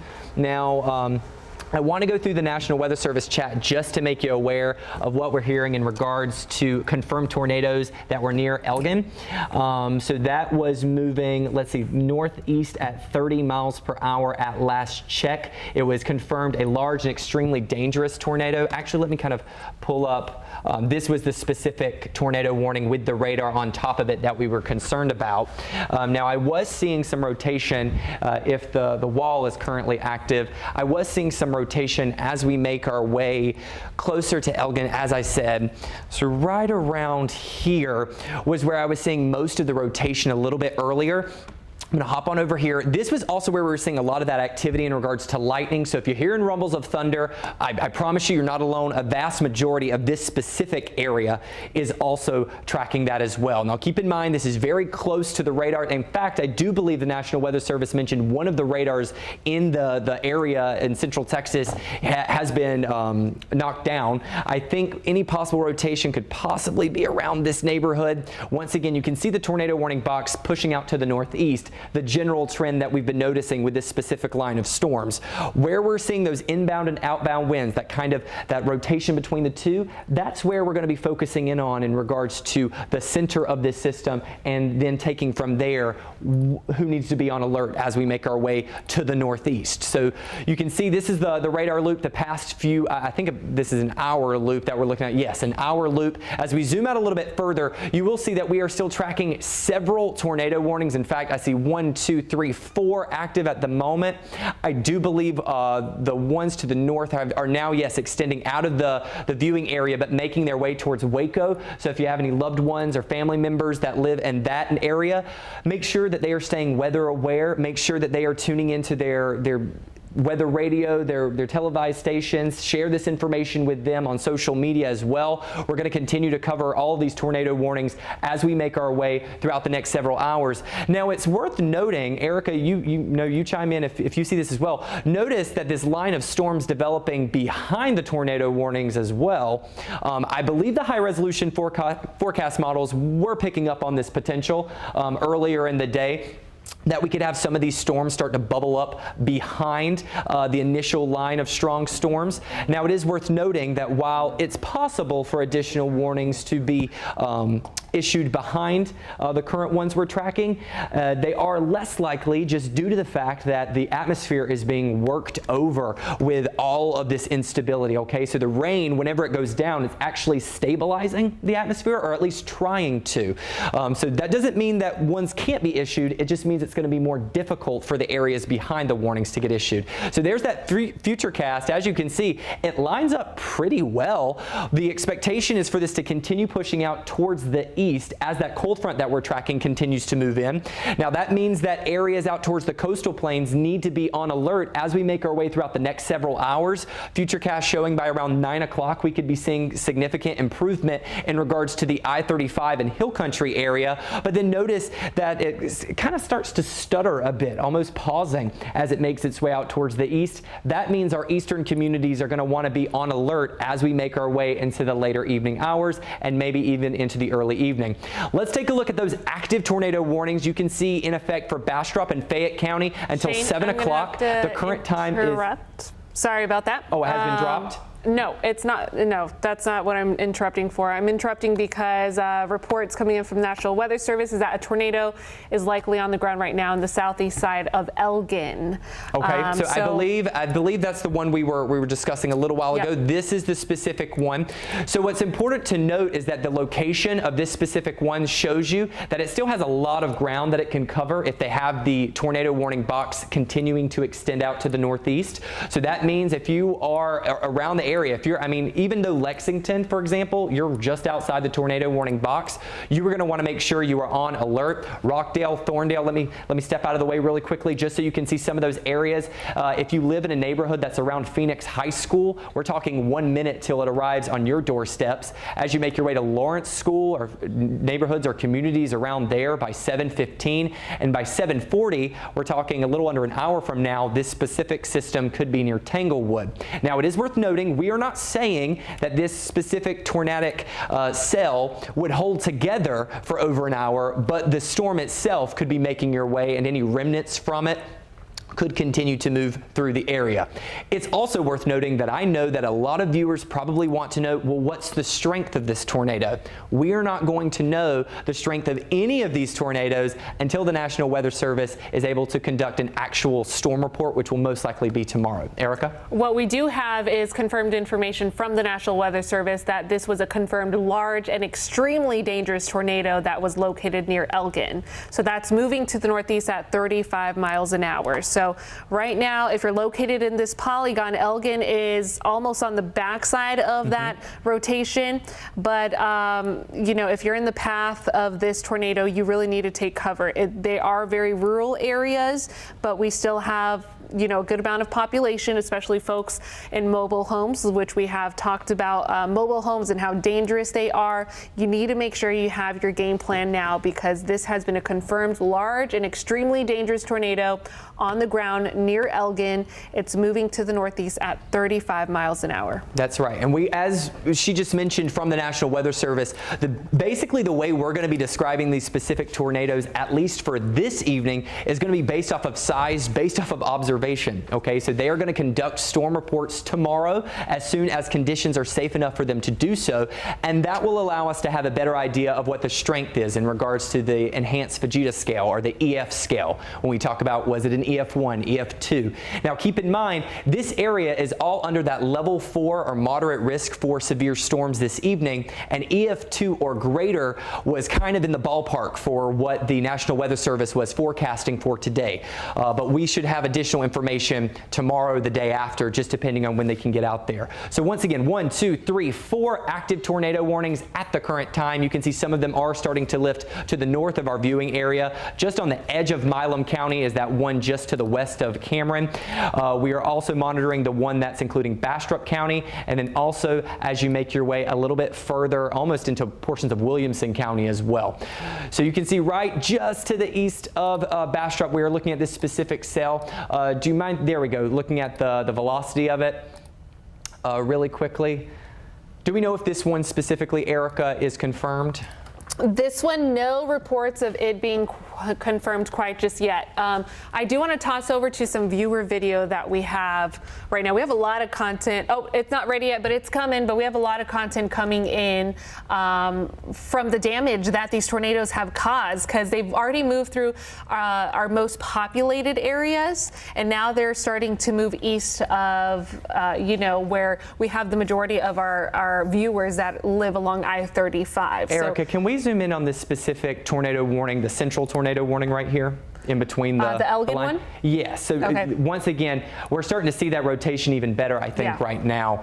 It was a little iffy at some points. We were kind of having to go based off of solely viewer reports, but you can see that that rotation is certainly more well-defined at this point. Once again, it's moving northeast at around 30, I think 35 miles per hour. Some of them have been moving a little bit quicker, so it's best to just be on alert and go ahead and get in your safe space now, even if you live just to the northeast of this specific tornado warning box. So that polygon, that red box that you see on your screen right now. So I'm talking about areas, Thorndale, Rockdale, Lexington. You need to go ahead and find your safe space right now and get prepared for it. Because let me reiterate, that is a confirmed tornado in the Elgin area. So confirmed very large tornado. Please take cover right now. Let's turn things over to the viewer video. This one is coming out from Round Rock. And this was what previously was not even a warned system. It was a severe thunderstorm warning, but then we had reports of a confirmed tornado, and then it was warned as a tornado warning. This is more video coming in from our viewers, from Samantha. Thanks for sharing your content. Although, if you ever do share content, make sure you're staying absolutely safe. You do not want to put yourself in danger because of just how dire this situation is with these active storms that are continuing to push to the east. They are becoming a little bit more widespread. The good news, if you live along I-35 and Austin area, you're done with the severe weather threat. The storms are now east of Austin. We're tracking a confirmed tornado that's on the ground in the Elgin area. Let's time it out for you. If you live in Pleasant Grove, 6:55 is the timing that we could expect that in your area. If you live at Lawrence School or around the neighborhood of Lawrence School, 7:12 is the timing that this confirmed tornado will be approaching your neighborhood, and why you need to take cover right now, or if you have any loved ones in this area. Rockdale also in that tornado warning, or in the path of it. We're talking 7:47 p.m. and Bethlehem School if you're in the path at 7:52 p.m. So still several active warnings on this very dangerous day. This has been a day that we've been able to forecast that all the ingredients are going to come together as of almost a week ago. About 5 days or so, and we already had information out there that the atmosphere was going to be very conducive for development. And needless to say, it is panning out. A moderate risk for our severe outlook. That is a level 4 out of 5. This has not happened since 2015. That's how dangerous we knew this day would be here in Central Texas. So we very often deal with slight risks and also enhanced risks, but moderate risk means widespread severe storms likely. This is the official definition from the Storm Prediction Center. This happened, widespread severe storms, and we had intense storms that were able to produce large tornadoes, which we've been seeing the footage, and the damage is continuing to come in. We're still tracking these tornado warnings, and we're going to track them and be on air until we no longer have any tornado warnings. But then after that, we'll be talking about the damage across Central Texas. It's all because of a large upper level area of low pressure. We have a dry line that's associated with this storm, and then a cold front that's going to swing through. But storm damage continues all the way up into North Texas and Oklahoma. Everyone who is dealing with this dry line, this is what we call a dry line. It's separating the dry air and also the very moist air. That's a boundary similar to a cold front and a warm front that separates two different types of air masses, and that's what is bringing in lift in the atmosphere. And that's why the storms are all in a straight line. It's because of that boundary that's just initiating these storms. So again, Austin, we're in the clear, no longer under a tornado warning. Folks that are east of I-35 now still dealing with this line of active storms. And it looks like we have 3 tornado warnings that would be in our viewing area. One in Bastrop County. This one includes several of our counties moving to the north and the east. And then we're almost in the clear, at least for I-35. You're in the clear. We do have a couple of pockets of isolated showers that are still ongoing. But folks that are in the most dangerous part would be for our eastern counties and also across, let's see, yes, our most north and eastern counties. Any new reports coming in, Shane? I'm not seeing any so far. We do have that confirmed continuation of the tornado warning for Bastrop and Fayette County. That was due to a severe thunderstorm capable of producing a tornado. This was a radar indicated warning located near Smithville, which I want to make sure I'm pronouncing that correctly, Erica. Smithville, thank you. My apologies. Smithville, moving northeast at 30 miles per hour. As we take a look at the tornado warning issued for Lee and Williamson County, that was a confirmed tornado located 7 miles east of Copeland. 8 miles northeast of Elgin, moving northeast at 35 miles per hour. So just some continuation of a couple of tornado warnings. As you can see, they're still following the same specific pattern, the same direction. So what we are stressing here is even if you are not directly in that tornado warning box just yet, keep in mind that these are very strong storms. There's a lot of instability in the atmosphere. We're dealing with very moist air due to elevated dew points. These are all ingredients that really spell out the possibility of severe weather. So if these warnings were to be extended, they're going to be knocking on your doorstep. So go ahead and have a plan in case they are to be knocking on your door, okay? All right, so let's kind of regroup here and talk about what's happening. We still have an active situation ongoing. All of the tornado warnings are east of I-35. That means Georgetown, Round Rock, Austin. If you're tuning in, you're in the clear. You no longer have any warnings. You no longer really have any severe storms. We have a couple of pockets of still some heavy rain that's ongoing around Georgetown. That's not severe. You're done. East of I-35 is where the dry line is now initiating, or it continues to keep these storms on the dangerous side, where we have rotation spotted in the Bastrop area approaching Lee County. And then we have another tornado warning with rotation in this area that's approaching Milam County. And then this is no longer in our viewing area. Issues for areas north and east of us, although it is responsible for bringing in the tornado that was officially confirmed in the Round Rock area. So here we are, tornado warning in effect until 7:15 p.m. That does include a little portion of Milam County and Bell counties. Tornado warnings in effect until 7:45 p.m. That's for Milam County. That's the southern Milam County cell. And then one additional warning that's in effect until 7:45 p.m. That does include parts of Bastrop, Fayette, Lee counties. And that's our newest tornado warning. So just to provide some extra context, Erica, that was a radar indicated tornado warning. It's a severe thunderstorm capable of producing a tornado, and that is moving northeast at 35 miles per hour. Okay, and as of right now, where we do know we may still have a confirmed tornado on the ground, let's check in around the Elgin area, which this cell would be moving just northeast of the Elgin area, so no longer in Bastrop County. But if we can see if there's any rotation, we do still have a dangerous situation, and if you're located in this area, you need to take cover now. Rockdale, also the Thorndale area, moving to the northeast at about 30 miles an hour. Take cover, your safe space, most interior room in your home, away from windows. You don't want to be around windows.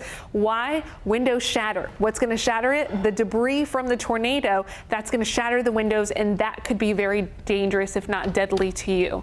So that is why you want to be in an interior room without windows if you're located in a tornado warning. As a matter of fact, today, even if you're not located, or even if you're located in just a severe thunderstorm warning, because we do have history of tornadoes not being necessarily caught and warned on time. The reason why the Round Rock tornado was then confirmed, or then issued as a tornado warning, was because we had ground confirmation and cameras were able to catch it and confirm there's indeed a tornado without even seeing the rotation. Here's the rotation that we're spotting with this cell right now. That's leaving the Elgin area. It may still be a tornado on the ground as it continues to push to the north and the east. That would be approaching 79, possibly, I would say, within the next 30 minutes or so, if it's traveling at about 30 miles an hour at this time. There we are. Shane's putting on the tracker right now. So if you're located in this path, we do have a confirmed tornado. As of words from the National Weather Service, it was very large, very dangerous. And if you're in the path, it's going to do some damage. Here's the timing of it. Rockdale, 7:42 p.m. Tracy, 7:47 p.m. Minerva at 7:55 p.m. But Salty, you're going to see it in about 7:27. So you have about 30 minutes or so. But folks, First Baptist Church of Shiloh, you're about 10 minutes from that. So if you have any loved ones located in these areas, please make sure they are staying weather aware and informed about this situation that's going to be ongoing throughout this evening. The good news for I-35 in the Austin area, we're starting to quiet down. We no longer have any warned scenarios, and a lot of these storms are starting to exit out of our area. Now, it is worth noting, Erica, that we're getting a few additional reports from the National Weather Service, from local storm reports, saying that even though those tornado warnings and those stronger storms have pushed out towards the east, we are still receiving reports of nickel-sized hail in some areas behind it, such as in Georgetown, actually about a mile southeast of Georgetown to be exact. So out in Williamson County, even though you don't really have tornado warnings that are affecting a majority of the county, it's really reserved for the eastern edge of Williamson County, we are still getting hail reports. So just because the tornadoes warnings have moved on does not mean we're entirely out of the woods in regards to any severe weather. Okay, but anything under an inch size and diameter would be under severe criteria. But yeah, keep in mind, you may still see some little pockets of minor hail. I really don't think it will turn to severe criteria though, because of the fact that these storms have already sucked out all of the energy from our atmosphere. We're starting to lose daylight pretty soon also. Let's talk about what's happening right now in Smithville. This is Bastrop County, and moving into our extreme eastern parts of our viewing area, Fayette County. And this still, we have radar indicated rotation within this cell. I don't believe we have any ground confirmation. Shane, correct me if I'm not right. I do not believe we have a ground confirmation just yet for this specific tornado warning. Okay, but needless to say, with the history of how today has gone, you need to take this seriously. You need to take cover if you're located in this polygon. Smithville, crossing 71 would be where that rotation's going, and Giddings in the path of that possible rotation, possible tornado on the ground. If you're tuning in from Rosanke, you're in the clear. You no longer have to be worried about that possible rotation. But for this cell, we don't have any ground confirmation, although I will say these areas are a lot more rural, and we need your eyes in order to confirm this. Not necessarily yours. I don't want you to go outside, but we need some form of eyes, whether that's a storm chaser, a professional storm spotter, or a resident that lives in the area. We just have not had that yet. So just because we don't have ground confirmation does not mean there is not a tornado on the ground. This storm continues to push to the northeast, and let's track the timing for it. Let's see, Holy Cross School, 7:31 p.m. It's currently 7:05 p.m. right now. If we take you out to Knox Learning Center, if you're located in that area, this possible tornado on the ground, 7:44 is when it would reach your area. Round Top High School, that begins to get out of our viewing area, but 7:57 p.m. is the timeline for that as we take a look at what Doppler winds are showing. That, and the reason why we look at winds is because the wind shows us rotation, and that's going to let us know if the winds are going towards or away from the radar, which is showing us the possible rotation. Again, it's radar indicated. It does not necessarily mean those winds are on the ground, although with today, in this case scenario, I want you to treat every single warning that you are under as if a tornado is approaching your neighborhood if you are in this tornado warning. Shane, any updates coming in from the National Weather Service? We do have some unconfirmed preliminary spotter reports that we sometimes rely on to get some initial information. This is going to be a mile southeast of Elgin, saying there was some major tornado damage done to homes in Elgin, Texas. Now, once again, that is the confirmed one. In fact, I'm still seeing that rotation. I'm sure you're seeing it too, Erica, right there. Let me circle it really quickly. Here, I got it. Oh, there you go. You're quick. Thank you. So right there, that's that rotation, those inbound and outbound winds. So this one still appears to be holding together very well as it continues to push off to the northeast. They are going to continue making sure I get the latest information. I know we are.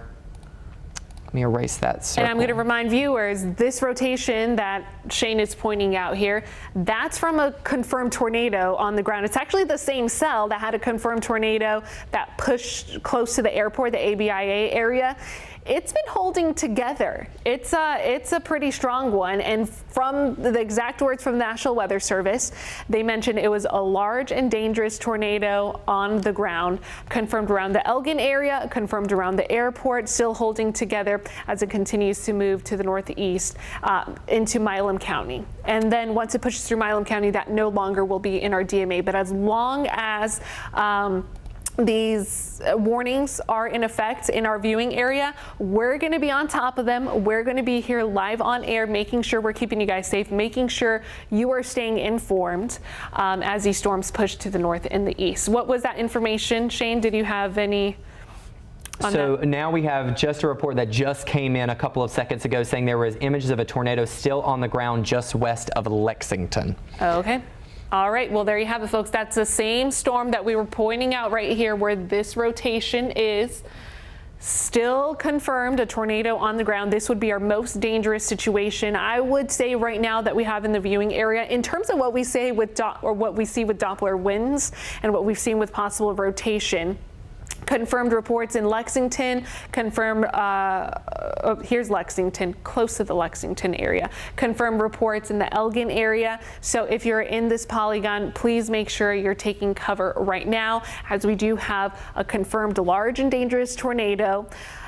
Just one of the several tornadoes that have already ripped through central Texas. Today is a day that we were warning you for the last several days that there was going to be a very large threat. How large of a threat? This is a moderate threat, which is a level 4 out of 5, and this has not happened in the Austin area since 2015. So that lets you know just how dangerous this scenario was in order for the Storm Prediction Center to issue a moderate threat. So the tornado threat, it's in effect until 10 p.m. There's still some areas that are seeing rotation right now. I wouldn't be surprised if areas along and west of I-35 at the National Weather Service does let that expire a little sooner than 10 p.m. But anyone east of I-30 right now, it's still pretty fair game with these storms. They're not looking as widespread anymore, but anything that does pop up or continues to travel eastward will have the possibility of rotation. We have a lot of wind shear going on in our atmosphere. Wind shear are change of winds with height. So today, did you feel the strong southerly wind? That is wind that was at the surface coming in from the south. We have a strong flow coming in from the north. That's wind shear that's happening, and that's what's causing all of these tornado reports to pop up. There you are, the gusty winds, and you can also spot where the dry line is, the dry line separating those two air masses. We still have the strong onshore flow at this time, not as gusty for the hill country, but still strong enough. And again, each different layer in the atmosphere, when we have that change of winds, that's what's causing the rotation. Let's take a look at the big picture right now before I toss it over to some more viewer video and content that's coming in. But there's a giant area of low pressure in the upper levels of our atmosphere, and you can notice where the area of low pressure is right now. Dry line and a cold front that's going to be pushing through later on tonight, clearing all of this out, and the rest of the week it's looking very spring-like and quiet. Let's see what's going on right now. We have some video, I believe, from our photos. These are photos actually from our journalist Hank. He caught this damage from Round Rock. This is in his neighborhood in Round Rock. Oh my goodness. Lots of damage ongoing right now. Not a fun situation. And let me reiterate, this tornado that did this damage, there was no tornado warning on it. So sometimes these tornadoes can happen out of the blue, and which is why it's very important for you to make sure you're tuning in to your local meteorologist, because we can see rotation and possibly spot something that the National Weather Service has not necessarily spotted and had an actual warning. And that's exactly what happened with this scenario here. We have fences that have been blown apart, also roofs that have been torn apart from homes in the Round Rock area because of this very large and destructive tornado. The National Weather Service will be surveying this damage tomorrow, and they'll be able to put a rating on it on the EF scale. So as of right now, what we just know is that a very large and dangerous tornado pushed through Round Rock earlier today. And we caught it live on our Kalahari Resorts and Conventions cam also.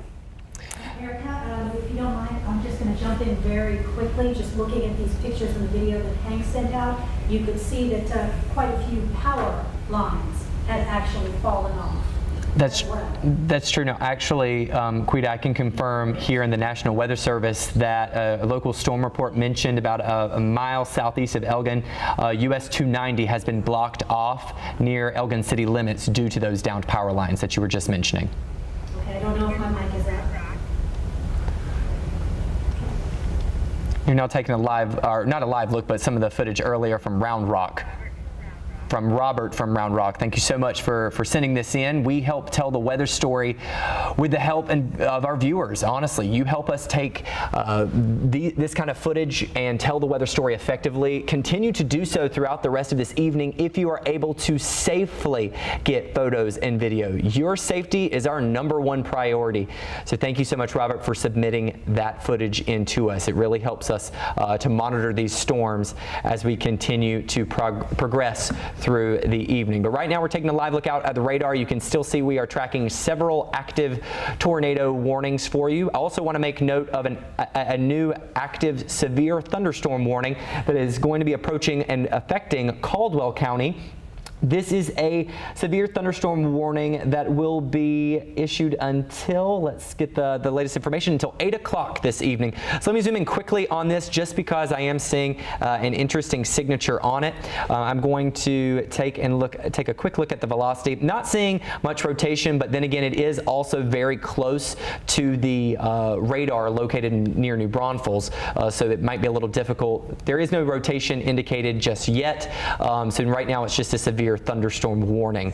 As you make your way closer to the north, I am still seeing a bit of rotation up here just southwest of Giddings on the northern edge of that tornado warning that we've been monitoring. Once again, as a refresher, this is in effect until 7:45, affecting the counties of Bastrop, Fayette, and Lee. So if you are in those areas, even if you're on the way to Giddings, you are going to want to make sure you are in your safe space as we speak. Turn up the volume on your television, download the KVUE News app, however you need to get our information. Just make sure that you are in your safe space now and stay in it and at least for the next 31 minutes. The current time is 7:14. If you are listening along and you're not able to watch, also as we make our way a little bit further to the north, this was that confirmed tornado that was originally near Elgin. It's continuing to push off to the northeast. I see that they have dropped the portion of the tornado warning behind the actual rotation. As you make your way to Rockdale, you need to be on alert. Even if you are in Tanglewood, you're outside of that tornado warning zone. However, you are just on the threshold, so I would suggest finding your safe space just to be on the safe side. This specific tornado warning is really impacting Milam County. I'm going to place a circle right quickly around the area of rotation. It's that little blip of green that you see on your screen as it continues to move out to the northeast. And I do want to point out that this is probably the most dangerous situation that I see right now on radar across our viewing area, and that is because we already have a ground confirmation that this is a large and destructive tornado, and you can see just how different this signature is. Doppler wind showing likely still an intense tornado that's on the ground moving into Milam County. It's just past the county line. So Rockdale, please take this seriously, or anyone in the path of this storm. These are very rural areas. If you live in mobile homes, try to get to your storm shelter. And this is why we try to really urge you guys to prepare ahead of time to know where your safe space is, where your storm shelter is for scenarios like this when we have very dangerous situations. So let's time it out for you. If you live in Milam County, a large and destructive tornado is likely still on the ground. It has been confirmed in the Elgin area. It has been confirmed near ABIA, the airport area as well. Here are the folks in the timeline. Forest Grove Church, 7:33 p.m. The current time is 7:16 p.m. And that's going to continue to move to the northeast from Forest Grove Church. Next in line, Rockdale. You're included in that. 7:43 p.m. is when this confirmed tornado on the ground may still be on the ground and moving into your neighborhood. Cedar Park, but this is Cedar Park in the Milam area, keep in mind. 8:07 p.m. is when this would be pushing through your area. So let's turn things over. We have a live look in Kalahari. That's outside of the Kalahari Resorts and Convention, where we had a tornado rip through the area, and we caught it live on our Kalahari Resorts and Conventions cam. Like I mentioned, I think spring break is over for most of us, but I know this parking lot was packed last week, and it still looks packed right now. And this was not a tornado-warned storm, but it still brought in a lot of damage across the Round Rock area. And this is one of the photos that's coming in this evening. Just one of the many photos and videos that we've seen of that large and destructive tornado that's been pushing through. Okay, let's check in on radar again. We still have a couple of active tornado warnings that are in effect. The specific one that I'm monitoring right now, starting to clear out of the Bastrop County area, moving to the northeast. So Smithville, I believe you're starting to become in the clear, still dealing with a good amount of rain. And it'll be interesting to see if the National Weather Service does indeed extend this, because it hasn't been as impressive when we're talking about rotation signatures.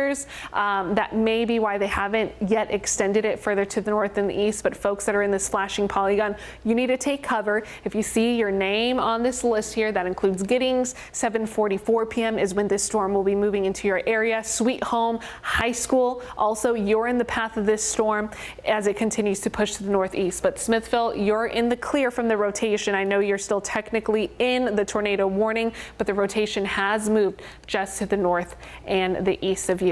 Can we get the bigger picture, Shane, of what's going on across central Texas? Because I know a lot of folks in Austin and the Georgetown area want to know what's happening. If you're seeing some small pea-sized hail, dime-sized hail, that's still a possibility this evening. That does not mean you're under a severe thunderstorm warning. Those are really just isolated little pockets that are still associated with storms lagging behind this dry line and in front of the cold front that eventually is going to push through and clear out all this mess tomorrow. We do have one active severe thunderstorm warning. The last tornado warnings that we see right now, that would be in our viewing area. These two tornado warnings starting to exit out of Milam County, and then we will have to still monitor this tornado warning very, very closely. Can we check in on this warning? I know it's almost out of our viewing area. I want to see if we have any possible rotation though, because the most impressive one I see is for the warning south. Let's see here, south of the Cameron area, but I want to check in on this, even though it's starting to move out of Milam County. But needless to say, this is a day where, you know, it's a reminder that we need to take weather very, very seriously. A lot of newcomers here in Central Texas. We're in spring. Today is the first official full day of spring.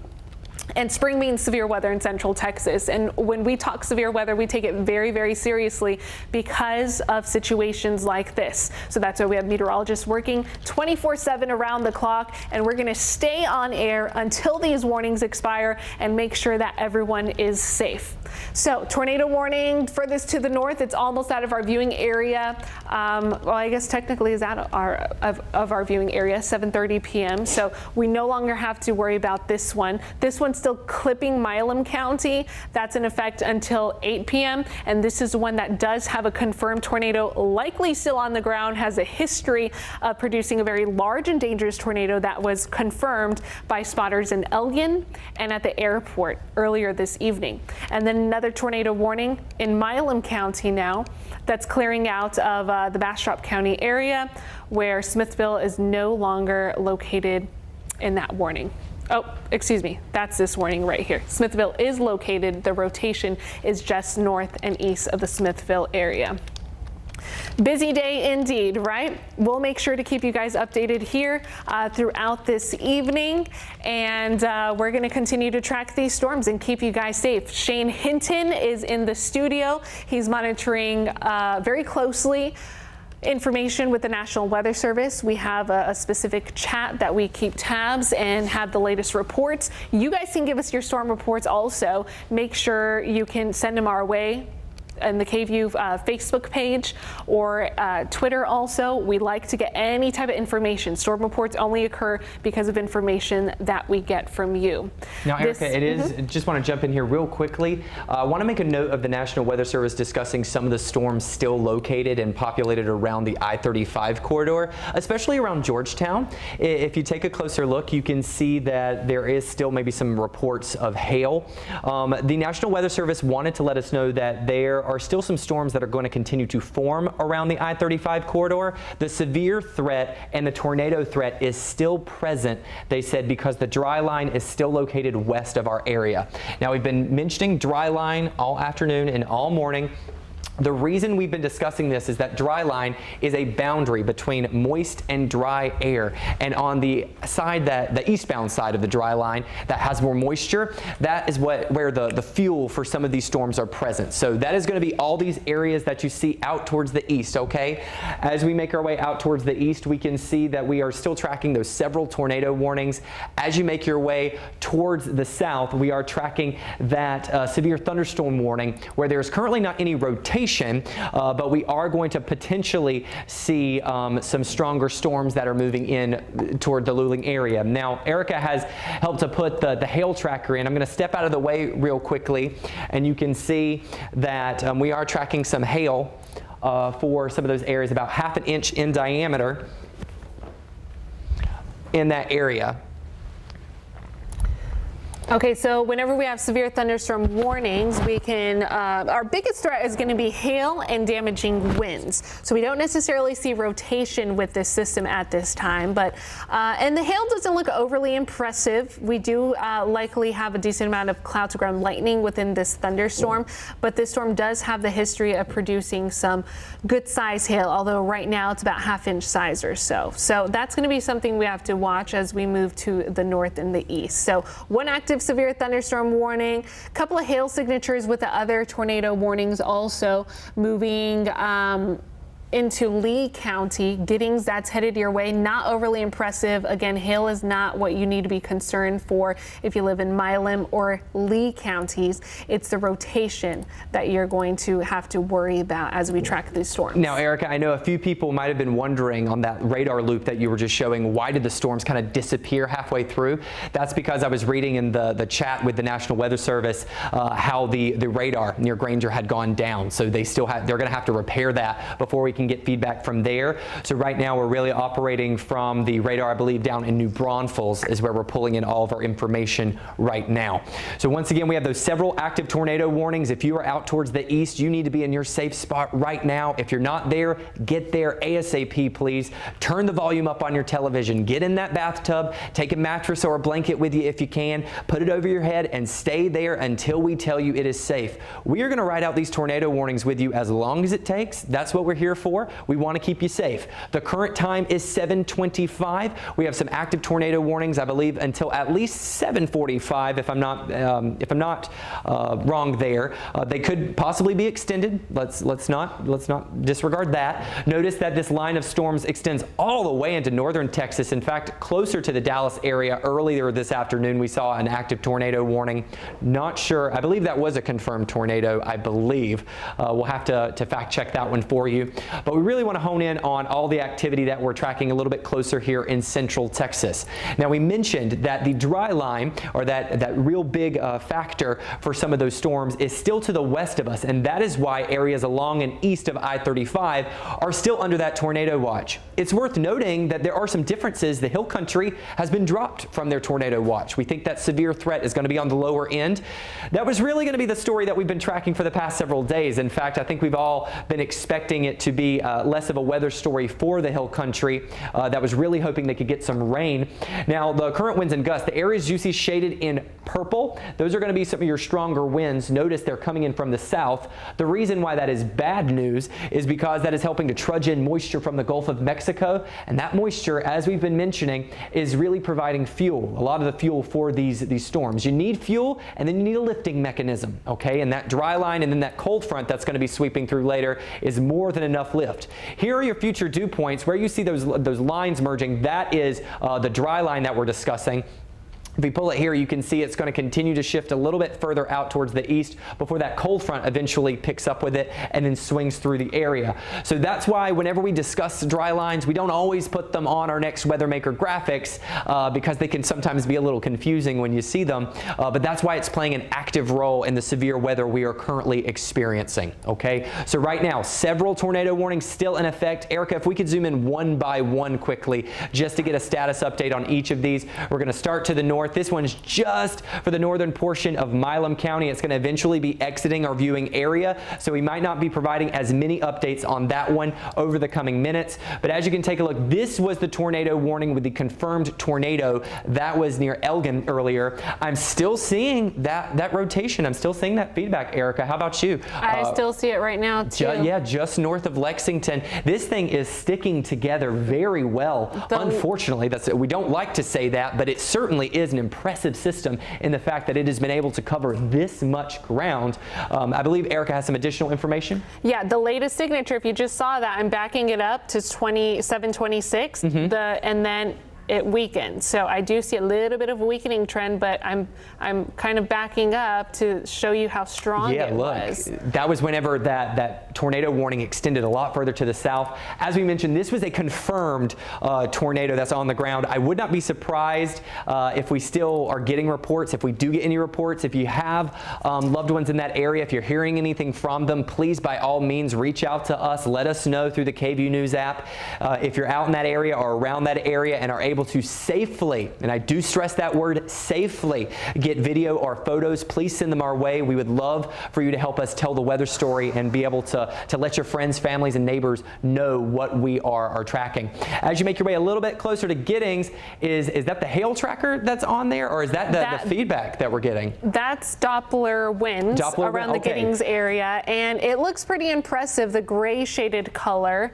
If you want to point that out for our viewers there. That's where we have a possible tornado, and the National Weather Service had to reissue this tornado warning because it is capable of producing a tornado. And the signature looks impressive. It doesn't look extremely weak. It's more impressive and moving to the northeast at 35 miles an hour, which is interesting, Shane, because this cell hasn't necessarily had a confirmed tornado just yet. Right, and what's also interesting is the fact that it hasn't yet been extended. I would not be surprised if you see this little red polygon get extended a little bit further. If you're out in Dime Box right now, I would certainly be on alert. I would not be surprised if we start to include you in the conversation for a tornado warning very shortly. Erica, can you check what time this tornado warning runs until? Yep, let me pull up that information here for you. So 7:45 is what I'm seeing here, affecting Fayette and Lee counties. The current time is almost, wait for it, now 7:30. So we have another 15 minutes for this specific tornado warning, but you just watch. I would not be surprised if it gets extended out to the northeast and we see that timeline stretch a little bit further. So we have those several tornado warnings here. We have that one in Milam County. That was the one from Elgin that had the confirmed tornado, but we did see that signature weakening a bit. We have the one near Giddings that had a bit of a stronger signal. And then we have that active severe thunderstorm warning as you make your way down toward the south, really impacting the Luling area at the current time. As you make your way west of I-35, we're seeing things significantly calmer. We're throwing the hail tracker on there just to show you what kind of hail we can expect or what kind of feedback we're getting from the radar for each of these specific systems. That one down in Luling, it looks pretty impressive there, Erica. Yeah, and that's exactly why there's a severe thunderstorm warning that's in effect. It's for that hail core. So I want to try to pause this so we can see how large this hail core is. And the deeper blue shaded colors are a good indication that we have, you know, 1.25 inches or so. Anything above 1 inch size hail is severe warned. Okay, so there you go. So perfect reasoning why we're still monitoring this storm very, very closely. And then as you make your way, I think we were seeing a little bit of hail. Let me step out of the way real quickly. Toward the Giddings area, I still see we're seeing a little bit of feedback that could show hail. And then also near that one that's extending into Milam County at the current time as well. So there are, in each of these warnings, we are seeing a hail potential, in addition to the fact that some areas that are not in the warning zones along I-35, I know near the Georgetown area a little bit earlier, we were seeing some reports about how there could be a little bit more hail potential. Don't be caught off guard, and don't think just because you're not in a warning area that we couldn't see any hail at all, okay? As Erica was mentioning, the severe thunderstorm warning was showing hail of 1 inch in diameter or larger. Yes, so that's why everyone still needs to be on guard if you're located anywhere along or even east of I-35, because like Shane mentioned previously, the dry line that's initiating these storms, it's still technically west of the area. And and that's why these storms are still kind of generating around the Austin area along I-35, just not as severe. This is interesting. This is the latest computer model run at 7:30, and this computer model updates every hour. And it's showing a very nice weakening trend in that these storms are clearing out. And, you know, right on cue, our severe weather threat and the tornado threat should be done by about 10 p.m. But notice showers still kind of hanging around throughout the overnight hours, but not necessarily severe. And I think it's worth noting that even on that model run, the counties of Lee and Fayette, I think they're going to need to be extra cautious as we head into the later evening, early nighttime hours, because I was seeing a bit of a resurgence on that Futurecast run. That's a trend that we have been noticing for a while, though. So I just want you to know that even though if these tornado warnings were to expire, that we might still hold on to the potential for a few strong storms as we make our way throughout the next, 2 to 3 hours. I don't think that's going to be the case for everyone. In fact, I think this is going to be more isolated to our eastern counties, but they still do fall under that level 4, moderate risk for severe storms as we head into the evening, Erica. Okay, so just to regroup and talk about what has happened today. I'm a little shorter because Shane's a little taller than me, but we have had multiple tornadoes that have pushed through central Texas, including Williamson County, including Hays County, and now into our eastern counties. Notice the hill country, you're drying out. That's because we have a boundary, which we've mentioned the word a lot, dry line that continues to move east, and that is clearing out the storms. Now, we still have storms that are regenerating along I-35. They're not severe just yet, but we're not completely out of the woods. We're almost there. The worst of it has pushed through. We still could have some strong storms like we're seeing right now regenerate if you've dealt with severe weather, but the chances that they're going to be as brutal as what we dealt with earlier this evening, much lower because our atmosphere has burned off a lot of the energy that it's dealt with. So that's why we still have those isolated pockets and reports of still smaller size hail, pea-sized hail, or nickel-sized hail across the viewing area. One active severe thunderstorm warning, but the majority of the tornado warned storms in rotation starting to clear out of our area, although we're not completely out of the woods. Giddings. This is where we do have our most recent confirmed tornado on the ground. Or was it confirmed tornado on the ground, or was it just radar indicated? Right now, literally just a few seconds ago, the National Weather Service mentioned that rotation is broad, but it is currently right on top of Giddings. Okay, so Giddings, we currently have a tornado that's pushing through your area. Please, if you have any loved ones in Giddings, anyone that doesn't necessarily stay informed, give them a call, send them a text message. Calling's probably quicker, hopefully, because there's a tornado pushing through the Giddings area, and that continues to push northeast. Although I see the majority of the rotation just northeast. If you agree with me, Shane. Yes, I agree. Had ground circulation. I think there were discussion about ground circulation just southwest of Giddings and west of US 77. So we're going to monitor this closely. Erica, I just strongly think that there is still the potential that this specific tornado warning could be extended. Obviously, I could be wrong, but I still think that residents out in Lincoln, Dimebox, Birch, Ledbetter, you should all be on alert. I think, well, actually, Ledbetter, I think you're going to be probably good for now in regards to this specific system. But I just see with feedback like this, I just see an extension of that warning. How about you? I agree. It could be something as it's a very busy day and it's hard to be on top of everything. So Dimebox, take this seriously. Act as if you're in a tornado warning because it's likely going to be issued. For now, what I'm going to do actually is send things back to Quita Culpepper, and I believe Brian Mays is back in the studio. Yep, along with Tony Plaheski. They did, by the way, they did just extend that tornado warning, as we just discussed. They have officially extended it until 8:15. Okay, latest information coming in from the KVUE Storm Center as we continue to talk about the severe weather that's sweeping through the viewing area. But for now, I'll toss things back to the desk. All right, Erica and Shane, thank you so much, keeping everybody weather aware at this hour. And I know they were just talking about the severe weather that was going through Elgin a little bit ago, and our Tony Plaheski is here now with an update on that. Tony? Yeah, I just spoke with the police chief of Elgin, Chris Noble, and what he described is significant damage both to the north and to the south of the town of Elgin. Of course, that is east of Austin, what, about 30 miles from here. According to the police chief, the city itself, he says, has largely escaped major destruction, but he does describe homes, again, both to the north and the south along US 290 having major problems right now. He said that authorities, this was about 15 minutes ago, were rescuing 2 people from a collapsed structure south of the city of Elgin, and meanwhile previously did rescue someone also from a collapsed structure near the town of Elgin, and that person was taken to the hospital here in Austin. So at least 3 injuries and 3 rescues reported this evening by the city of Elgin. Again, not so much within the city proper, but immediately around the city. The police chief said that they are also getting extra support tonight from Manor Police and other police departments in that area. Of course, a pretty rural area in some of these areas where some of this damage is occurring. And with so many tornadoes just sort of popping up across central Texas this afternoon, we have not heard, thankfully, of any fatalities as of yet. We have heard of some injuries, like Tony was saying, but no fatalities. And as of about 30 minutes ago, it is worth pointing out that fortunately in Round Rock and Williamson County as a whole, where we are seeing some of the most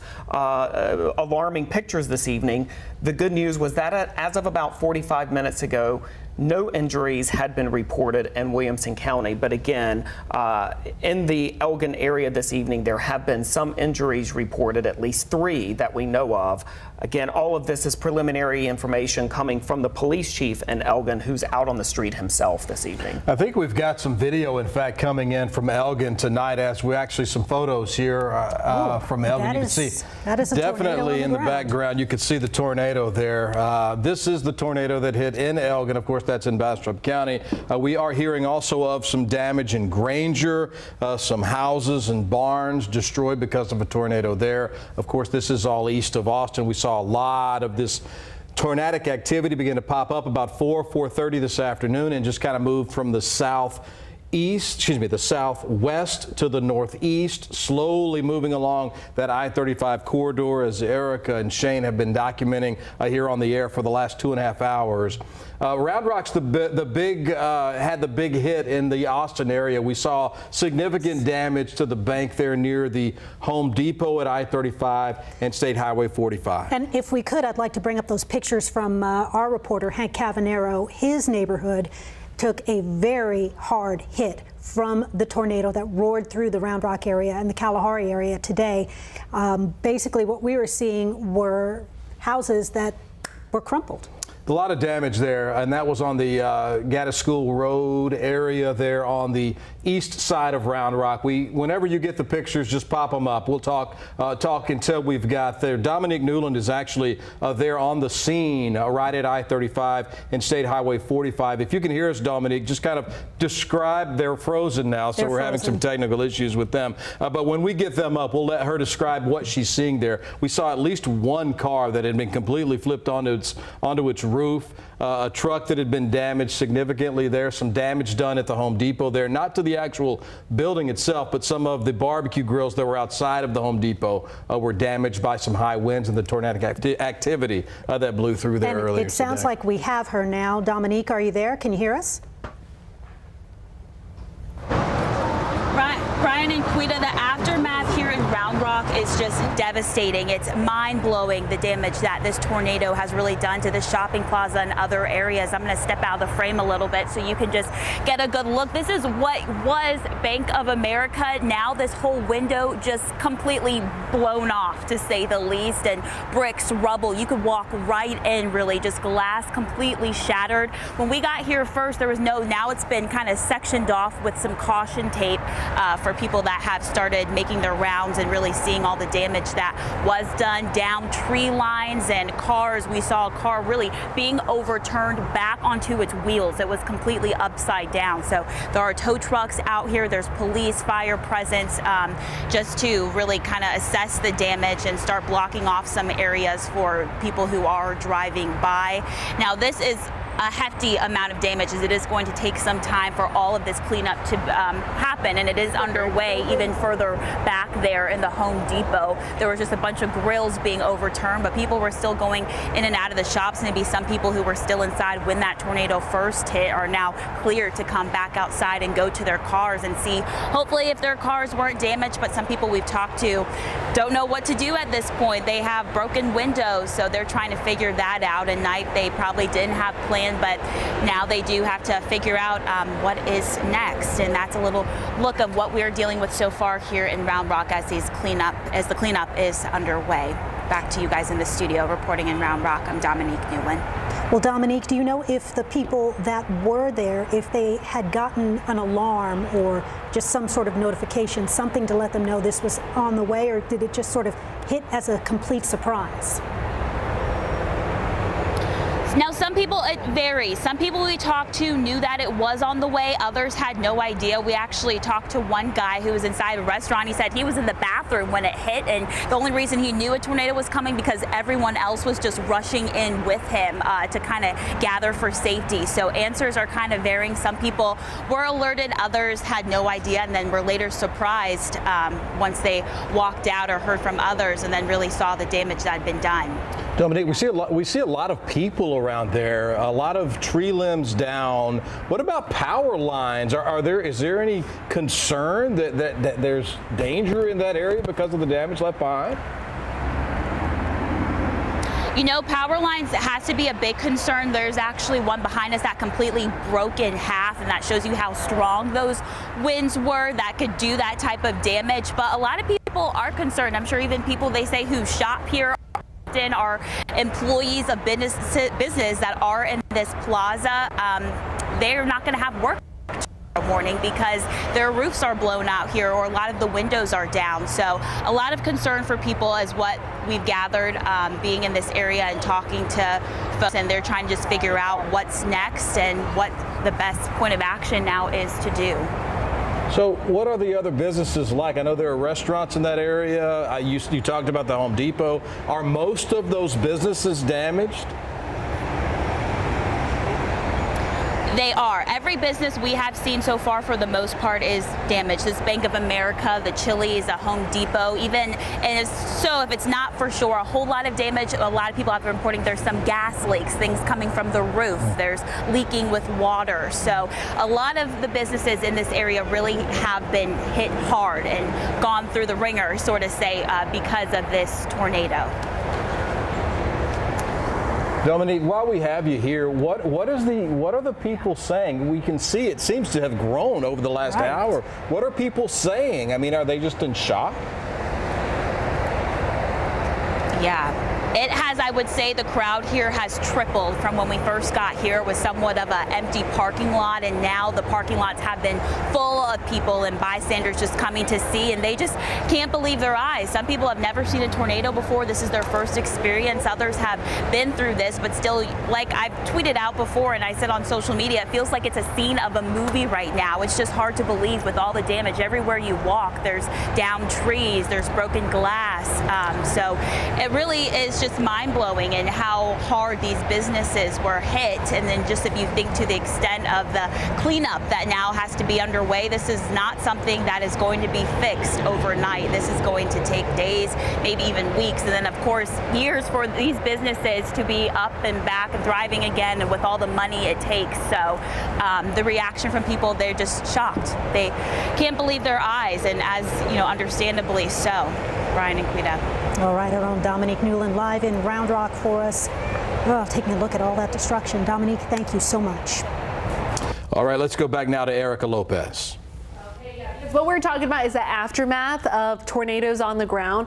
We still have active tornadoes on the ground right now causing damage, such as in Round Rock. Now, right now, this cell pushing through the Giddings area, already the center of rotation has moved through Giddings, but it continues to approach areas in our viewing area. So Dime Box, you are just north of the rotation that's associated with this system right now. That's going to continue to move to the northeast. We've been tracking this storm that has a confirmed large destructive tornado, and as a matter of fact, a rain-wrapped tornado also. What is rain-wrapped? That means there's a lot of precipitation around this cell, and rain-wrapped tornadoes are especially dangerous because of the fact that you can't necessarily see them. The rain, it reduces the visibility, and that doesn't show a clear painted picture of the rotation within this cell. But we're picking it up. We have ground confirmation. Shane Hinton is here tracking the storm with us as we still have a confirmed tornado that is likely still on the ground, that has the history of producing very dangerous conditions and damaging conditions. Folks that are in the path of this tornado, Somerville Wildlife Management Area, 7:55 p.m. Your current time is 7:47 p.m. So approaching you momentarily. Lone Oak Church, 8:27 is when it would arrive into your neighborhood. So you have about 40 minutes to prepare. This storm continues to trek out of our viewing area eventually, and possibly, if it still holds together, reaching Texas A&M University Farm. So please, take this very seriously. This has been an extremely dangerous day where we have had multiple tornadoes on the ground. It's been a day that we have had a moderate risk issued for us here in Central Texas, and a perfect reason why. The moderate risk hasn't been issued since 2015. We haven't seen a scenario like this in years, to be dealing with this many active tornadoes on the ground all in one day. The threat continues for us here in Central Texas. Let's take a look at the bigger picture and see what's happening across the viewing area. First, before we move on from that, okay. I want to mention some updates from the National Weather Service. Erica, just specifically about this cell that has now moved past Giddings. We were seeing some reports about, let's see, just to look at the time signature on this. It was about 9 minutes ago, 8 or 9 minutes ago, I believe, we were talking about possible rain-wrapped tornado near like the Giddings area and then moving up towards the Dime Box region.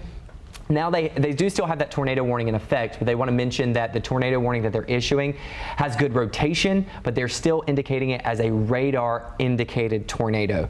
So there were unofficial reports saying that it was confirmed that they were seeing a rain-wrapped tornado. Right now, though, we are going to continue to go with what the National Weather Service says in regards to good rotation, a very significant rotation, as you were mentioning, but that is continuing to move out to the northeast. So you saw those locations on your screen of who needs to be on alert. Just to the, you can see there, let me zoom in a little bit closer, just to the south of Dime Box. In fact, if you're in Dime Box right now, I would be in your safe space, honestly. Caldwell, you're in between two separate tornado warnings, and I would also encourage you to be in your safe space as it continues to move out of the KV viewing area. You just need to be on alert as we go throughout the next several minutes. I think this one, let's get a refresher. 8:15 is when it runs till, and the current time is 7:50. Okay, so as you mentioned, you wanted to take a wide look, correct? Yeah. Let's see what else is going on across the viewing area. But just to mention, just because it's radar indicated, I need you to take it seriously. We had the Round Rock tornado, it wasn't even warned at the time. So that is why you just need to go in your safe space, make sure you have a game plan. The majority of the active severe thunderstorm warnings are starting to leave our viewing area. We're gonna stay on air until they remain in our viewing area.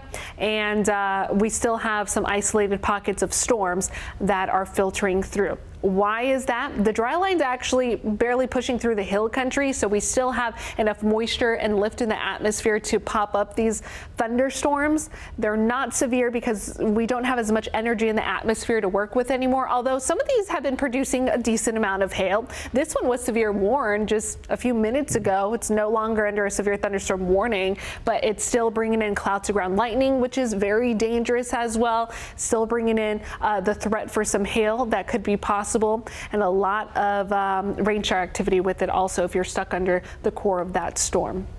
Let's reiterate about the couple of warnings that are still left across the viewing area, which do happen to be tornado warnings right now. Dime Box, notice all of the cloud to ground lightning. Even if you're not dealing with actual rotation on the ground, although you should treat this as if you are, you have dangerous cloud to ground lightning, which very deadly alone. Lots of lightning associated with that. We have another let's see, 25 minutes until that warning does expire. And then this warning, almost leaving our viewing area right now, still does include parts of Milam County though. But for the most part, the threat, it continues this evening. It's no longer as widespread as what we dealt with earlier. The majority of our most populated areas have no active severe thunderstorm warnings, but we have a lot of damage that we're tracking now, a lot of damage and photos, videos that are starting to come in. If you have any content, you can share your content and your damage. Hopefully, you know, we're praying that everyone was as safe as possible, but you can share any of your photos or videos with us on our KVUE app. If you haven't downloaded that, it's free. That's where you can track radar also. So Shane popped up hail tracker. So we have basically 3 major threats with this storm moving through Lee County in the Dime Box area. Not only do we have rotation that's still possible with this, we have hail up to about ½ an inch size hail. That's pushing through this storm also. Lots of cloud to ground lightning. You're hearing the thunderstorm rolling through. Giddings, you're in the clear, but that's now approaching Dime Box. Dime Box, make sure you're in your safe space. I'm seeing the two pretty defined areas of rotation. Let's first start, as you mentioned, that one near Dime Box is still pretty impressive in the worst way possible. I mentioned that just because the feedback and the reaction that we're seeing in that specific area is pretty significant, as you can see. So what I'm going to do is I'm going to throw the storm cone back on so you can see who needs to be on alert as it continues to move to the northeast at 30 miles per hour. You can see areas such as Birch at 8:05, Davidson by 8:17, making its way toward the Texas A&M University farm by 8:41 if it were to be able to stick together. I think that the signature on this one has been strong for quite some time. Now it is also worth noting that as you make your way a little bit further up to the north in Milam County, I'm starting to think that is the rotation that is of concern right now, just to the southwest of Milano. I believe it's the tiniest bit. I'm not even that confident in if that's a strong signature, but it is what I think the National Weather Service is picking up on at the most. At the biggest point at all. Okay, so what we're going to do, I'm going to kind of backtrack and see if we can track that signature. I believe that is the signature, but yeah, it's so small now at this point, and it's depending where the radar site is picking it up from. But it is the signature, and it would be a weakening trend, but it still very well could possibly be there because the data, it's coming out of our New Braunfels radar site. So pretty hard to pick up because we did lose one radar site earlier today, but looks like, I believe, information from the National Weather Service that some of that data was going to start to come back now. Yes, I think they're trying to work on getting that back in for us, which is great because that helps us get a more accurate depiction on what's going on with those inbound and outbound winds. I've been mentioning all afternoon, Erica's been mentioning it, it's one of our strongest indicators of what we're able to track while we're here in the studio. The rest is based off the National Weather Service and, very importantly, what our viewers are able to provide for us. So as we take a wider look across everything, you can see that area of low pressure, that trailing cold front that's going to be making its way into the area as we go throughout the next several hours, really sparking up severe weather threats all the way from northern Texas down to central Texas. Okay, you can see active severe thunderstorm warnings to the north of us, extending just north of Dallas. Waco, just to the east of them, are under some active tornado warnings as well. We are currently tracking the 2 that are affecting our viewers at this moment. So once again, if you are within these boxes, we are still tracking 1 strong reflectivity and rotation on the chart, and then also a weaker one. So if you're in either of these 2 areas, east of I-35 is where we're tracking the bulk of the severe activity at the current time. You need to be in your safe space. I'm talking ground floor. If you're in a multi-level building, it needs to be a central location within the home. Avoid windows and doors. Typically bathrooms or laundry rooms make a great option for these kind of situations. You're going to want to grab blankets, pillows, a mattress if you can. Bring it into the the bathroom or your location with you, put it over your head, turn up the television if you're watching us right now, or download the KVUE News app, and then turn that audio up, and then we'll let you know when you're able to come out of that safe space. Okay. Now, it is worth noting that we are still seeing a resurgence of some storms behind the tornado warnings. The National Weather Service mentioned this is due to the fact that the dry line, that boundary between the moist and the dry air, is still out to our west. So with all that moisture that's still located along the I-35 corridor, it's going to still be able to add fuel to these storms and create instability in the atmosphere. So we're still tracking lightning. We could even still see a few incidents of hail as we go throughout the next couple of hours. So even if you're not in a warned area, we're not entirely out of the woods just yet. If there might not be a severe thunderstorm warning, but that just means the hail is not large enough. Now, the Storm Prediction Center within the past few minutes did update their severe weather outlook for this evening. So this is for the rest of Monday into tonight. You can see that they have dropped the hill country from any threat for severe weather. That's great news. We have a little bit of a mixed bag as you make your way along the I-35 corridor. We're talking a level 1 marginal risk for the western part of the county. The central strip of the I-35 corridor now falls under that level 2 out of 5, which is a slight risk for severe storms. As you make your way towards just to the east of I-35, we have that level 3 enhanced, which, I mean, just 24 hours ago was the largest threat we were tracking. But as you can see, the Storm Prediction Center still wants to keep Milam, Lee, portions of Bastrop, and Fayette County under that level 4 or moderate risk for severe storms as we go throughout the rest of the evening. And we've been seeing that on the Futurecast, you know, when we were showing you the progression throughout the rest of the day, how those storms kind of just started to stutter a bit as you made your way out towards the east. I think that's why the Storm Prediction Center has kept that severe weather threat for this evening. Now, that being said, we do still have a tornado watch for those areas that are under that severe risk, predominantly along and east of I-35. Now, this does extend outside of the KVUE viewing area, but I really want to focus in on our folks that are tuning in right now. Notice that the hill country has been dropped from that tornado watch. It is still in effect until 10 o'clock this evening. It makes perfect sense. We still do have, as we mentioned, that dry line out towards the east. We still have plenty of moisture that could be providing fuel for these systems. We have no active severe thunderstorm warnings. We're just dealing with 2 predominantly tornado warnings. Now, I say predominantly just because you can see just a sliver of Milam County for the northern portion of Milam County, I should say, excuse me. So I think the most rotation with that specific system has pushed out to the northeast.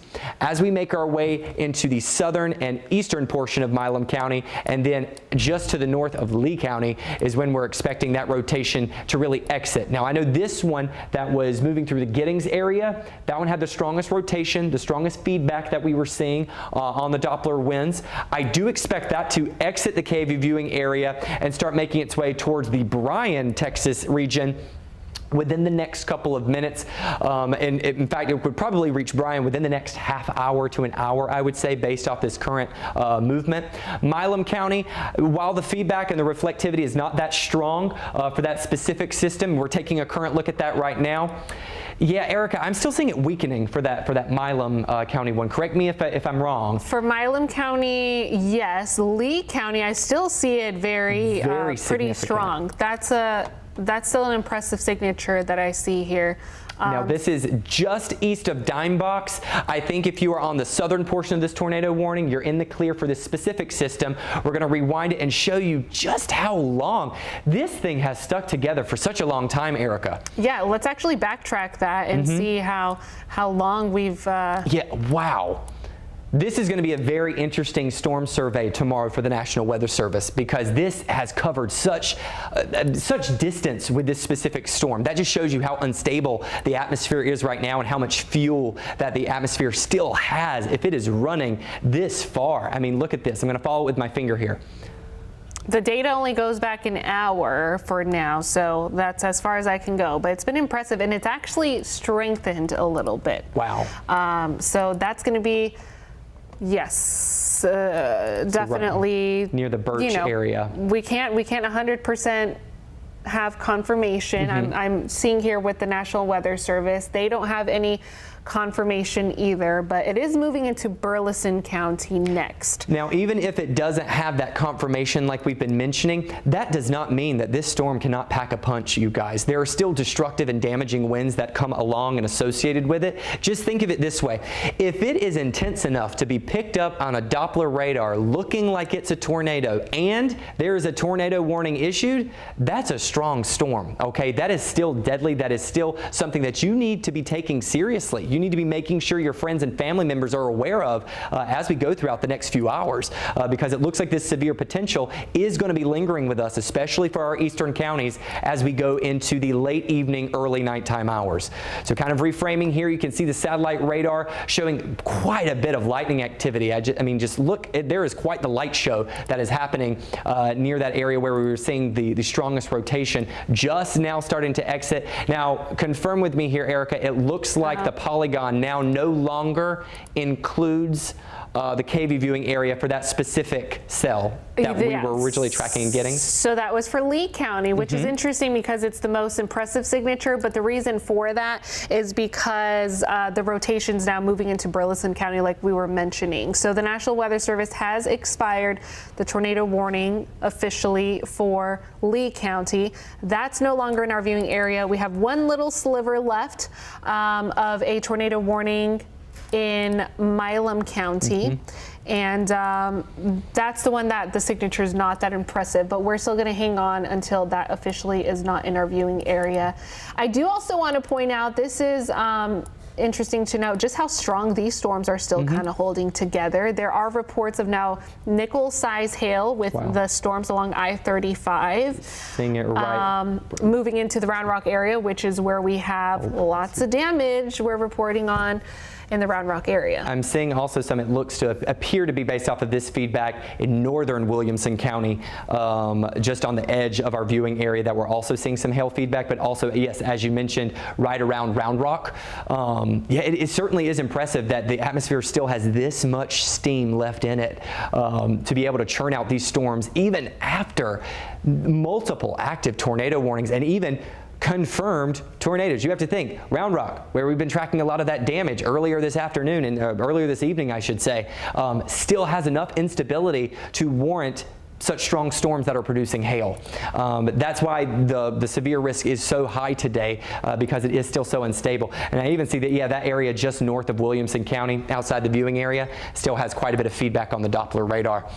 Yeah, so good thing to point out that we still technically are under a tornado watch until 10 p.m. this evening.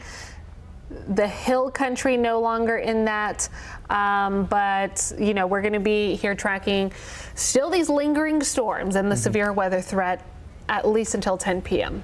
Okay, now I think we're hearing that there is more Elgin video from the rotation we were tracking out there from earlier this evening. That system has since pushed out to the northeast, though, if I'm not miscorrect. Brian, Quita. All right. Thanks, Shane. Yeah, we're going to get some more video from viewers from Elgin. We do know there were a couple of injuries reported. Tony Plahetsky spoke to the mayor of Elgin. We're going to try to get him on the air in a bit as well to talk about some of the damage. But whenever we get that video up, just pop it up on the screen. Clint Walker sent us this on the left-hand side of your screen. Actually, not that. There it is right there. You can see the Elgin tornado that we've been reporting on for the last, I guess about 45 minutes or so. You could see that in the distance. A sight, Quita, all too familiar for most Central Texans today, as we've been watching this for about the last 4 hours or so when these watches and warnings began to come out. Exactly. I mean, our meteorologists have been telling us that the potential for severe weather was there we go. Now my mic is on. Our meteorologists have been telling us that the potential for severe weather was there. They've been saying this for days. They started telling us this last week. But to see these tornadoes just explode across Central Texas, this was not something that I believe any of us really wanted to see or expected. And as for the Round Rock tornado, that one definitely came as more of a surprise, I should say, to everyone else.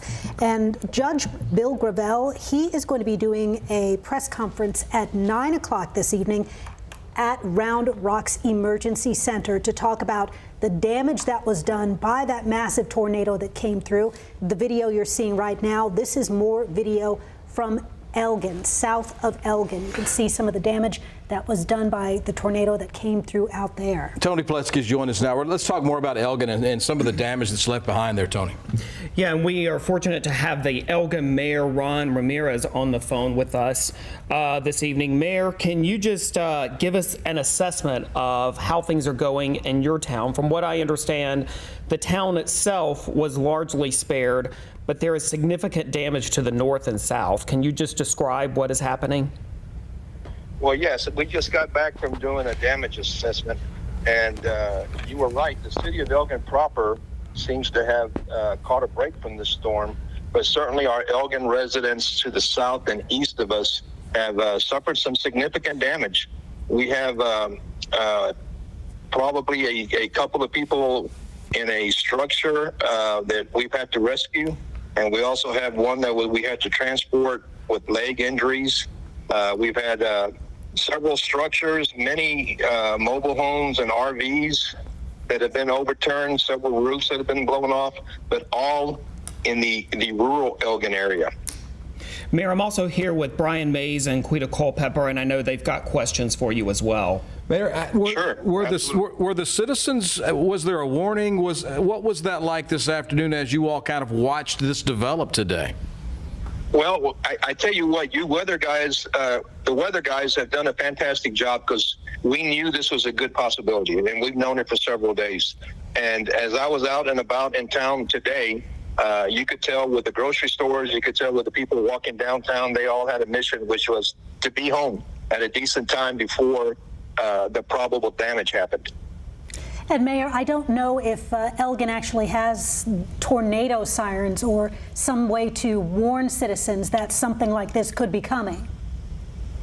The city you can sign up, and we advertise this quite freely, that you can sign up for emergency bulletins with the city of Elgin, and many of our citizens have done so. We did at one point have a siren, but I don't think that it's active anymore. So, Mayor, what happens tonight? What's the process? What's the situation going to be throughout the night tonight? Are you all still out patrolling? Yeah, we are. Thank the Lord that the Elgin Police Department and the Elgin Fire Department, the McDade Fire Department, the Bastrop County Sheriff, the Elgin First Responders, we've had the Highway 290 block east of Elgin because of some structural damage and one accident. So we've had the help from all our emergency people, and now it's just a matter of clearing the highway, let everybody get home, and then tomorrow morning we have a shelter. We've asked residents if they want us to open our shelter, and we haven't gotten one single response that said yes. They've got other places to go, and it's not really that many that are affected, but the ones that are have other places to go. Mayor, I do want to go back to the two people who you said were rescued from some sort of structure. First of all, can you give us any more information on the condition of those people? Were their injuries non-life-threatening or serious? And also just kind of what sort of structure was it? Was it a business, a home? So let me clear that up first. They were the fire department and the first responders were in the process of trying to get them. So I don't have an update yet. My chief of police, Chief Nobles, has done a fantastic job keeping me up to date with any injuries or any substantial damage, but I can't answer that. They were in the process about maybe 45 minutes ago. Fair enough, Mayor. We know this is a rapidly unfolding situation and a lot of information still being sorted through at this hour. But we appreciate your time and help very much. Elgin Mayor Ron Ramirez for joining us. Appreciate it. Absolutely. Thank you. All right, hearing from the mayor of Elgin there, they suffered some damage. He said not so much to the inside the city limits, but some areas both to the north and to the south of Elgin, seeing significant damage today because of the tornado in Bastrop County. Of course, we've seen a lot of damage in Williamson County. As you look at a live picture now. I was going to say, that's a live picture, isn't it? As Erica and Shane have been saying, you know what? The tornado warnings for the Austin area have expired, or not, the warnings have expired. The watch is still in effect until 10 o'clock tonight. So we do want to know there's still a potential for some more storms, and you can see, Quita, that the lightning show continues here in Central Texas out over downtown Austin. I was going to say plenty of lightning. Wow, plenty of lightning out there, and I know it's probably going to bring along more rain as well. I know we definitely need the rain. Let's hope that things stay relatively calm for the rest of the evening. I do want to mention again, we talked about Williamson County. That's been an area we've been focused on because of the damage that we've seen there near I-35 and SH-45. They will have a press conference with city leaders and county leaders coming up within the hour, but I do want to mention they have announced already 2 temporary shelter locations set up, one at the Dell Diamonds Heritage Center.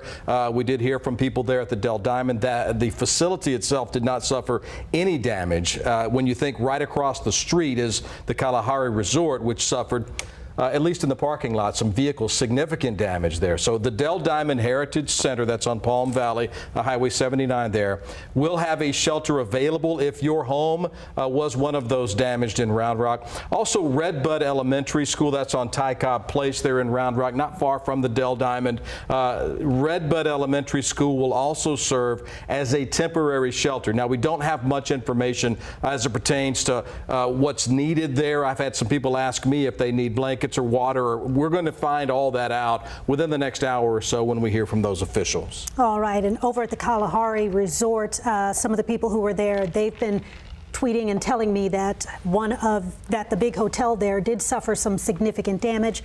Of course, we've shown you the pictures from the parking lot with the cars that had been moved aside. Our reporter, Mike Marute, actually spoke with a woman who was with her children in the car, in the parking lot, when that tornado came through.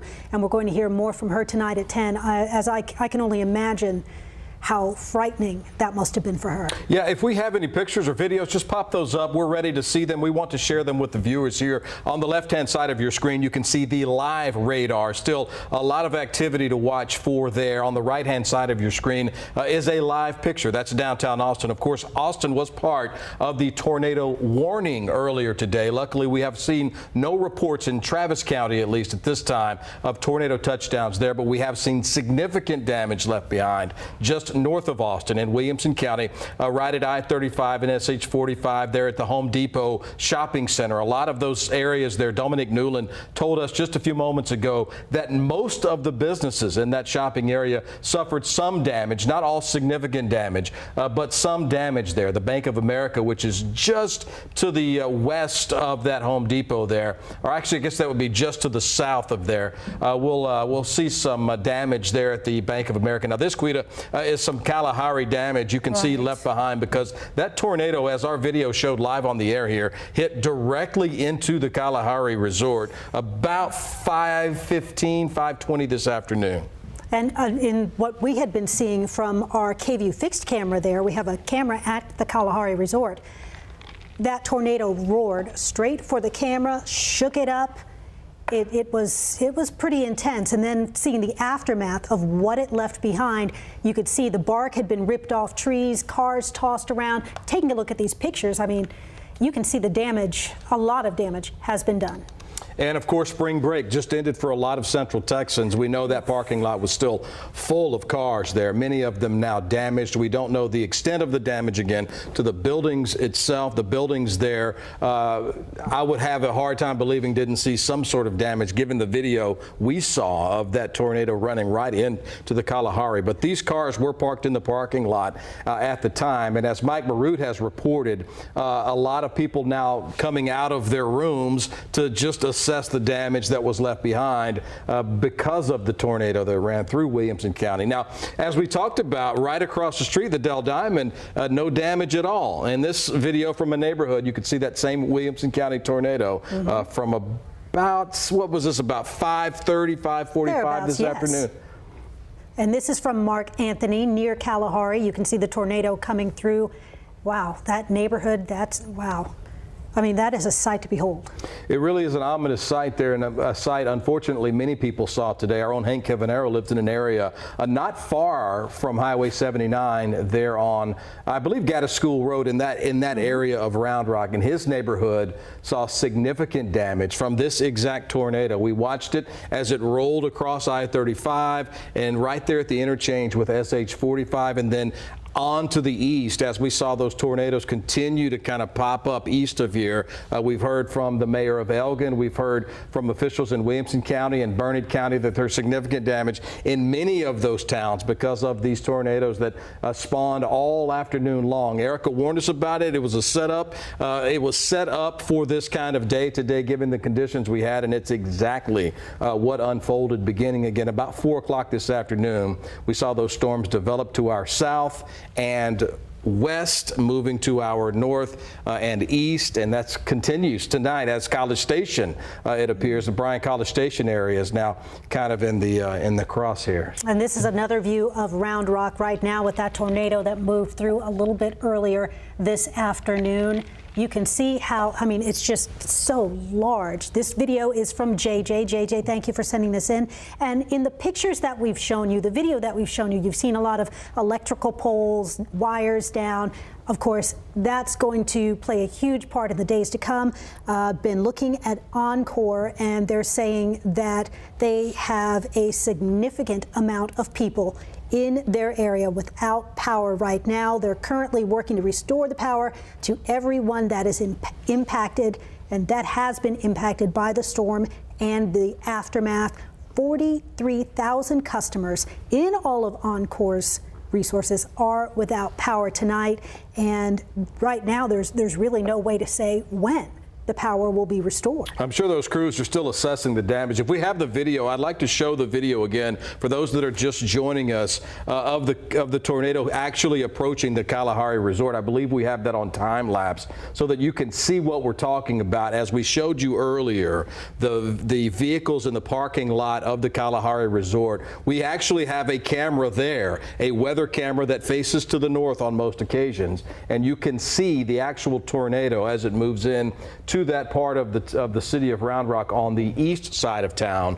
That tornado moved right across I-35 kind of up a parallel with Highway 79. They're getting that ready, and I want you guys to see. Here's the video we're talking about. You can kind of make out in the distance the tornado as it moves to our direction, which would be to the south. It's coming from the north to the south, and you can see the Kalahari camera there as it just is trained on that tornado, Quita. It's just amazing to see this as that tornado moves right toward the camera. And knowing the winds, the force, the power of those winds that are just coming straight toward it, shaking it around. I'm honestly amazed that it survived this because usually it would just snap off the pole and fall to the ground. It really is amazing, and here it is. It moves right toward the camera, and as Shane and Erica have talked about, the assessment of the strength of the tornado is done after the fact. So EF1, EF2, 3, 4, 5. We won't know that likely until tomorrow, maybe later this week, as they will go out to assess the damage left behind. Damage here was pretty significant. Now, it's not from what I've seen in the past at EF5 or EF4 even type damage, but significant damage no less. And watch this as the tornado moves right into the camera and just knocks it off of its base and faces toward the ground. There's the pole the camera sits on, and we're going to hear from Round Rock officials in just a few minutes from now. In fact, we've got a crew there, so we're going to bring that to you live as they will give us the very latest update. We talked to Chief Alan Banks about an hour and 15 minutes ago, and at the time, he said no significant injuries, no obviously significant damage, Quita, but we're going to get a better assessment of that here in the next few minutes. And no fatalities. That's right. And just one thing to add, Governor Greg Abbott, Texas Governor Greg Abbott, is also going to be joining Williamson County officials at this 9 p.m. press conference to provide a statewide assessment of everything that has unfolded tonight as well. And which is a good point, Tony, because we saw this earlier today. There, another good view. Look at this. This is really amazing video. That's Tony Polhetsky reporting, and we did see these tornadoes begin to kind of pop up in North Texas initially. initially, and again, more views from Kalahari, but we've seen tornadoes from North Texas down through Austin into east of Central Texas, now in the Bryan-College Station area, as I'm looking at radar now, and things are continuing even to our west. We're seeing more storms as that dry line Erica and Shane have been talking about kind of inches its way towards us. This, again, a picture of that tornado that we saw in Williamson County today. So while Central Texas has seen a significant amount of damage from these tornadoes, it's just continuing across the state. So the governor, I'm sure, will be talking about not just Round Rock, not just Elgin, but so many other cities and towns that have sustained significant damage from today's weather.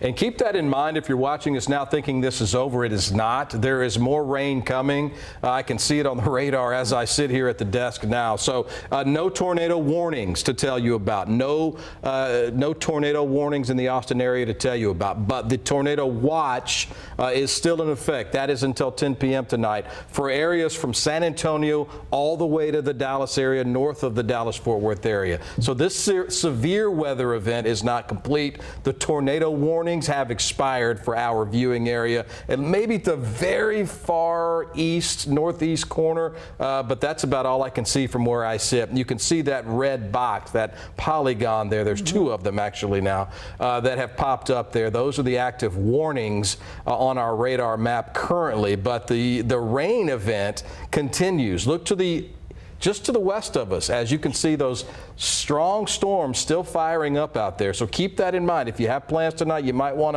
to just do away with the plans and stay home if you can. Of course, we are expecting again, Quita, to hear from Williamson County officials, including Texas Governor Greg Abbott here within the next hour. We will bring that to you live as soon as they start to speak to give you the very latest on the Williamson County tornado. We had a tornado in Elgin. I've seen damage from Granger. This, I believe, this is Round Rock. This is Hank Cavanero, one of our reporters. This is his neighborhood in Round Rock. You can see just, wow, electrical poles through homes, roofs just gone. I mean, the damage was extensive here. He was telling us a little bit earlier when we had him on the air about how somebody was having to rescue a neighbor because they literally had to crawl out of their home because it collapsed in on them. It's amazing to see the damage left behind, but it's also important to note that not only have those trees now fallen, a lot have taken power lines with them, and including the power lines that were perhaps blown over by the storm. So that's also something to consider, especially now that it's getting dark. It's not a good idea, even around your own neighborhood, to walk around and be outside at this time if you live in one of these areas that's been affected by this because of the chance for those power lines to be there. Dominic Newland said right there at that area that was hit by the tornado in Round Rock that there were power poles that had been significantly damaged by the tornado right there. So those, of course, that's something you want to avoid if at all possible, not just in areas like that where a shopping center is, but in your own neighborhood if you've seen damage like Hank has in his neighborhood. Exactly. Authorities are asking people to just stay away from those areas if they can because, again, like Brian was saying, you have the downed power poles, the downed power lines, there's glass, there's metal, there's all sorts of things, and you could get hurt. So just stay away from those areas. Let the authorities do what they need to do to find or rescue people if they need it. Just stay out of the way. The video you're seeing now on the right-hand side of your screen, all too familiar for many Central Texans on this spring day. Spring isn't that old, but we've seen a lot of this video today. This is again from Williamson County in the Round Rock area, that tornado. A significant tornado. Again, we won't know the extent of the damage until the assessment has been made, but we do have Round Rock Mayor Craig Morgan and other officials in Round Rock about to give us an update on the situation there. Again, shelters have opened at both Redbud Elementary School in Round Rock and the Heritage Center, which is right there at the Dell Diamond. Thankfully, the Dell Diamond did not have significant damage. Let's go now live to Round Rock. Chief Glacier and our police chief, Alan Banks, talk about more specifics. But at this point, I want to talk to the citizens of Round Rock. Round Rock's a great place to live, work, and play. And it's because of one attribute, and that's you, the people of this great city. We will use every resource as a city to recover. And we'll recover because of you, the people. All I ask tonight is hug a loved one. We didn't have any warning. We knew about all the new stuff out there, but there was not a warning at that time. And pray for our city. And then we'll take questions after the two chiefs speak. So Chief Glacier, thank you. Good evening, everyone. We have rescue crews that are out in the area of Green Lawn and Gaskell area, which seems to be one of the hardest hit areas of Round Rock.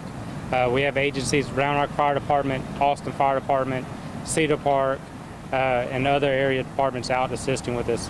We've done a pretty good search. Our primary search is almost complete with no casualties, no injuries, no fatalities found so far. We're also starting some of the secondary searches just to confirm that nothing was missed. We're also checking for the structural integrity as we walk through to determine which homes are safe to re-enter and which homes are not. That's all I have. Chief Banks. Thank you. As Chief Glacier mentioned, I'm Chief Alan Banks, Round Rock Police Department Chief of Police. Appreciate every single one of you being here. I think it's important that we get the message out to our citizens and let our citizens know that we are standing behind them. We're here to protect them. We're here to make sure that they come out of this okay. So approximately 5 p.m. is when we got a indication that we possibly had a tornado that touched down on the south side of Round Rock. Immediately we started getting 911 calls, and we immediately sent out police to those locations. We could see a funnel on the south side of Round Rock. Where we picked it up was around Kalahari Resorts. That funnel continued out through the south side of the city before we lost track of that tornado. Many resources from the city responded, fire, EMS, and police department. Our main focus was to check on our citizens here in Round Rock to make sure that they were okay. As of right now, we do not have any confirmed fatalities. Minor injuries only. Extreme structural damage to both extreme structural damage, and we have vehicle damage as well. But again, no reports of fatalities and minor injuries have been reported. We are currently assessing the damage in the air. I want to thank Austin Police Department who provided their helicopter. We currently have personnel with them in the air assessing the damage. We also had a multi-jurisdiction agency response, and I right now want to thank several of those agencies who have responded out here to help the citizens of Round Rock. So first and foremost, Williamson County Sheriff's Office, Department of Public Safety, Round Rock Police Department, Round Rock ISD Police Department, again, Austin Police Department, and I received numerous calls from other surrounding agencies. I also want to thank the Round Rock Express. Round Rock Express is where we're at right now. They immediately opened up their facilities to any resident who needed to seek shelter. So Round Rock Express currently is a shelter place, so any citizen needing to seek shelter because of loss of power, Wi-Fi, they need their damage to their homes, whatever it may be, they can come out to Round Rock Express, and we will make sure that they're taken care of. The other place that we have in Round Rock for shelter is Red Bud Elementary School. Currently, that elementary school gym is open. We have Round Rock ISD Police Department that is out at that location. If anybody has any issues, concerns, or needs more information, they can reach out to us at 512-218-5500. And I'll repeat that, 512-218-5500. We have also been in touch with the Red Cross. The Red Cross is currently here on site, and they will provide their service to any citizen that has been affected by this tornado. And again, I want to express to any of our citizens and to all of our citizens who were who received damage. First and foremost, we as the city of Round Rock will use every resource possible to make sure that you're okay and that you get through this. Our hearts go out to you. Our thoughts and prayers are with you, but as a community, we will get through this together. So at this point, does anybody have any questions for myself, Mayor Craig Morgan, or Chief Shane Glacier? I guess, is there any sort of latest update on the Kalahari? Absolutely. I know someone told me that there was maybe a gas leak, one of my colleagues told me. Thank you for that. So the question was, any updates on Kalahari? So right now, we do not have any structural damage or major structural damage to Kalahari. There was a gas leak at Kalahari. That gas leak has been taken care of. The gas on one portion of that facility has been shut off. Kalahari did an absolutely amazing job sheltering their people in the basement, any of the residents or guests and their employees in the basement, to make sure that they were safe and taken care of. They also utilized their convention center side to make sure those folks are taken care of. They have received the all clear to return back to their rooms. Any of the residents who felt ill, sick, or needed any type of medical attention, Round Rock Fire Department was on scene to assess those folks. Right now, there are no major injuries or anything of that nature at Kalahari. I believe there was a news report or live cast going on at the time, and it looked like the tornado actually hit Kalahari, but in fact, there is no major damage to Kalahari at this time. And so Kalahari is reopening, and then the gas leak again has been taken care of. I know there was talks about obviously assessing structural damage, especially to homes. Is there a timeline for when folks may be able to return to their homes? I guess it depends on the damage, but also, do you have a rough timeline for some of these? So right now, because the weather has allowed us the opportunity, we are allowing people to go back to their homes. A lot of people have not left their homes. We, being the police department and the fire department, have been out assessing them to make sure no injuries, fatalities, and also to look at if their structures are, or their buildings are structurally sound. We've had cities facilities that have received damage, private homes, other businesses, and so it is going to be a long process trying to assess all of this damage. And again, our primary goal is to make sure everybody is okay. Lives are the most important thing. Property can be replaced, but lives cannot be replaced. So our primary goal is to take care of those folks. This could be an extended period of time trying to take care of everybody, but again, our promise is that we will do everything that we can to take care of our citizens here in Round Rock.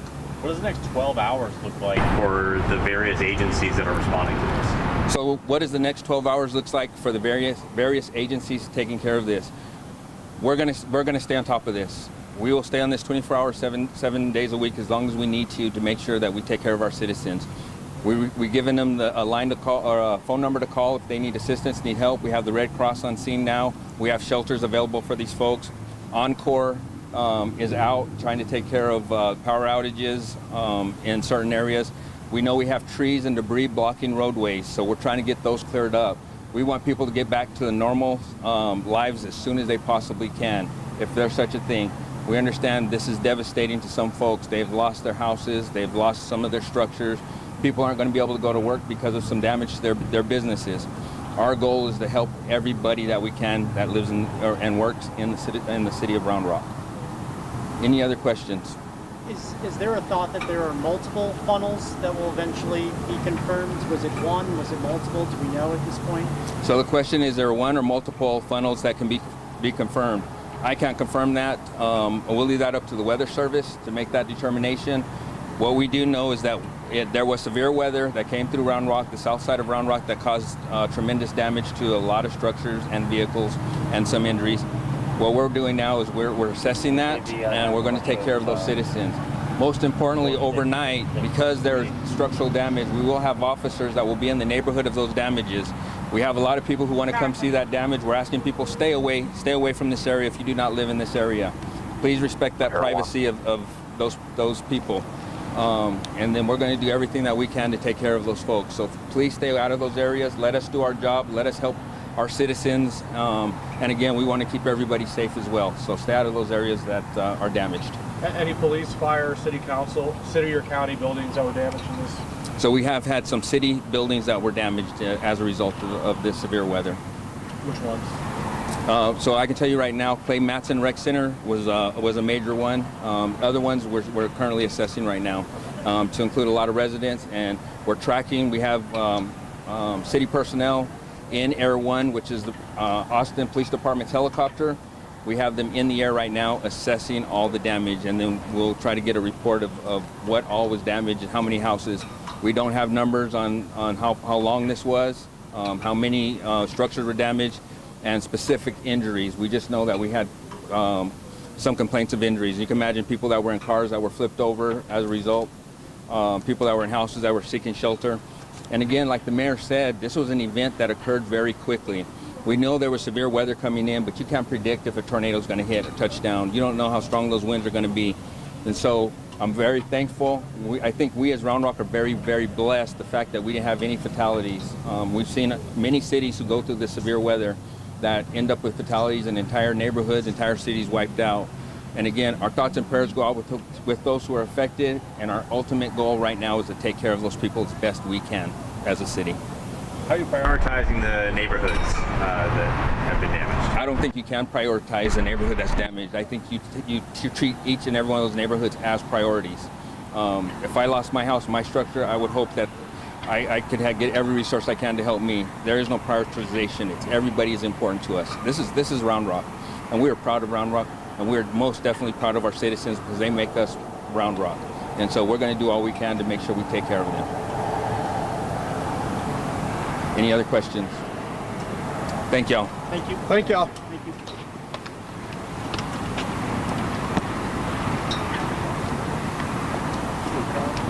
Yeah, let me just call.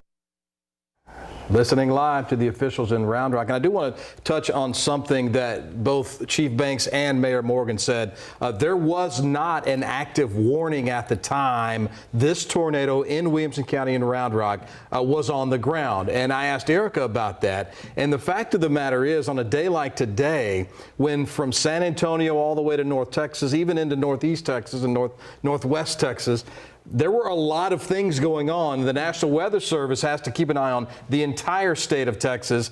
So at the time, there's a chance that they just didn't get to it in time. And it developed so quickly that by the time it was on the ground, it was too late to issue the warning. Now, whether that's right or wrong, good or bad, that's just what happens in occasions like this. When the tornado hits the ground in an active day like this, it's hard for them to get every single warning out in a timely fashion. Today, that could have helped a lot of people had they been able to do that. That's true, but now we deal with the aftermath, and Chief Banks was saying that for the next few days, hours, however long it takes, they're going to make sure that they have shelters open for the people who need it. The Dell Diamond is one of those shelters. The Heritage Center there. The Heritage Center at the Dell Diamond. If you need to go there, if you need Wi-Fi, a place to just be, to stay, that is where you will be able to go. Encore also taking care of outages at this point. They're trying to move trees and debris out of roadways.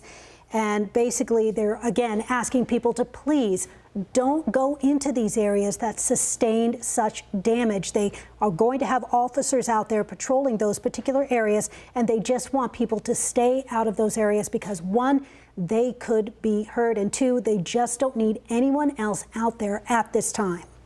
You mentioned the Heritage Center. Also, I wanted to mention Red Bud Elementary School, the gymnasium there. Round Rock ISD Police will be there to staff a shelter as well. So this is in the area that was affected there in Round Rock. We're looking live. That's a live picture now. The storms are not done yet. Erica Lopez is here still tracking these storms. Now, Erica, the watch continues, but no warnings in the area currently?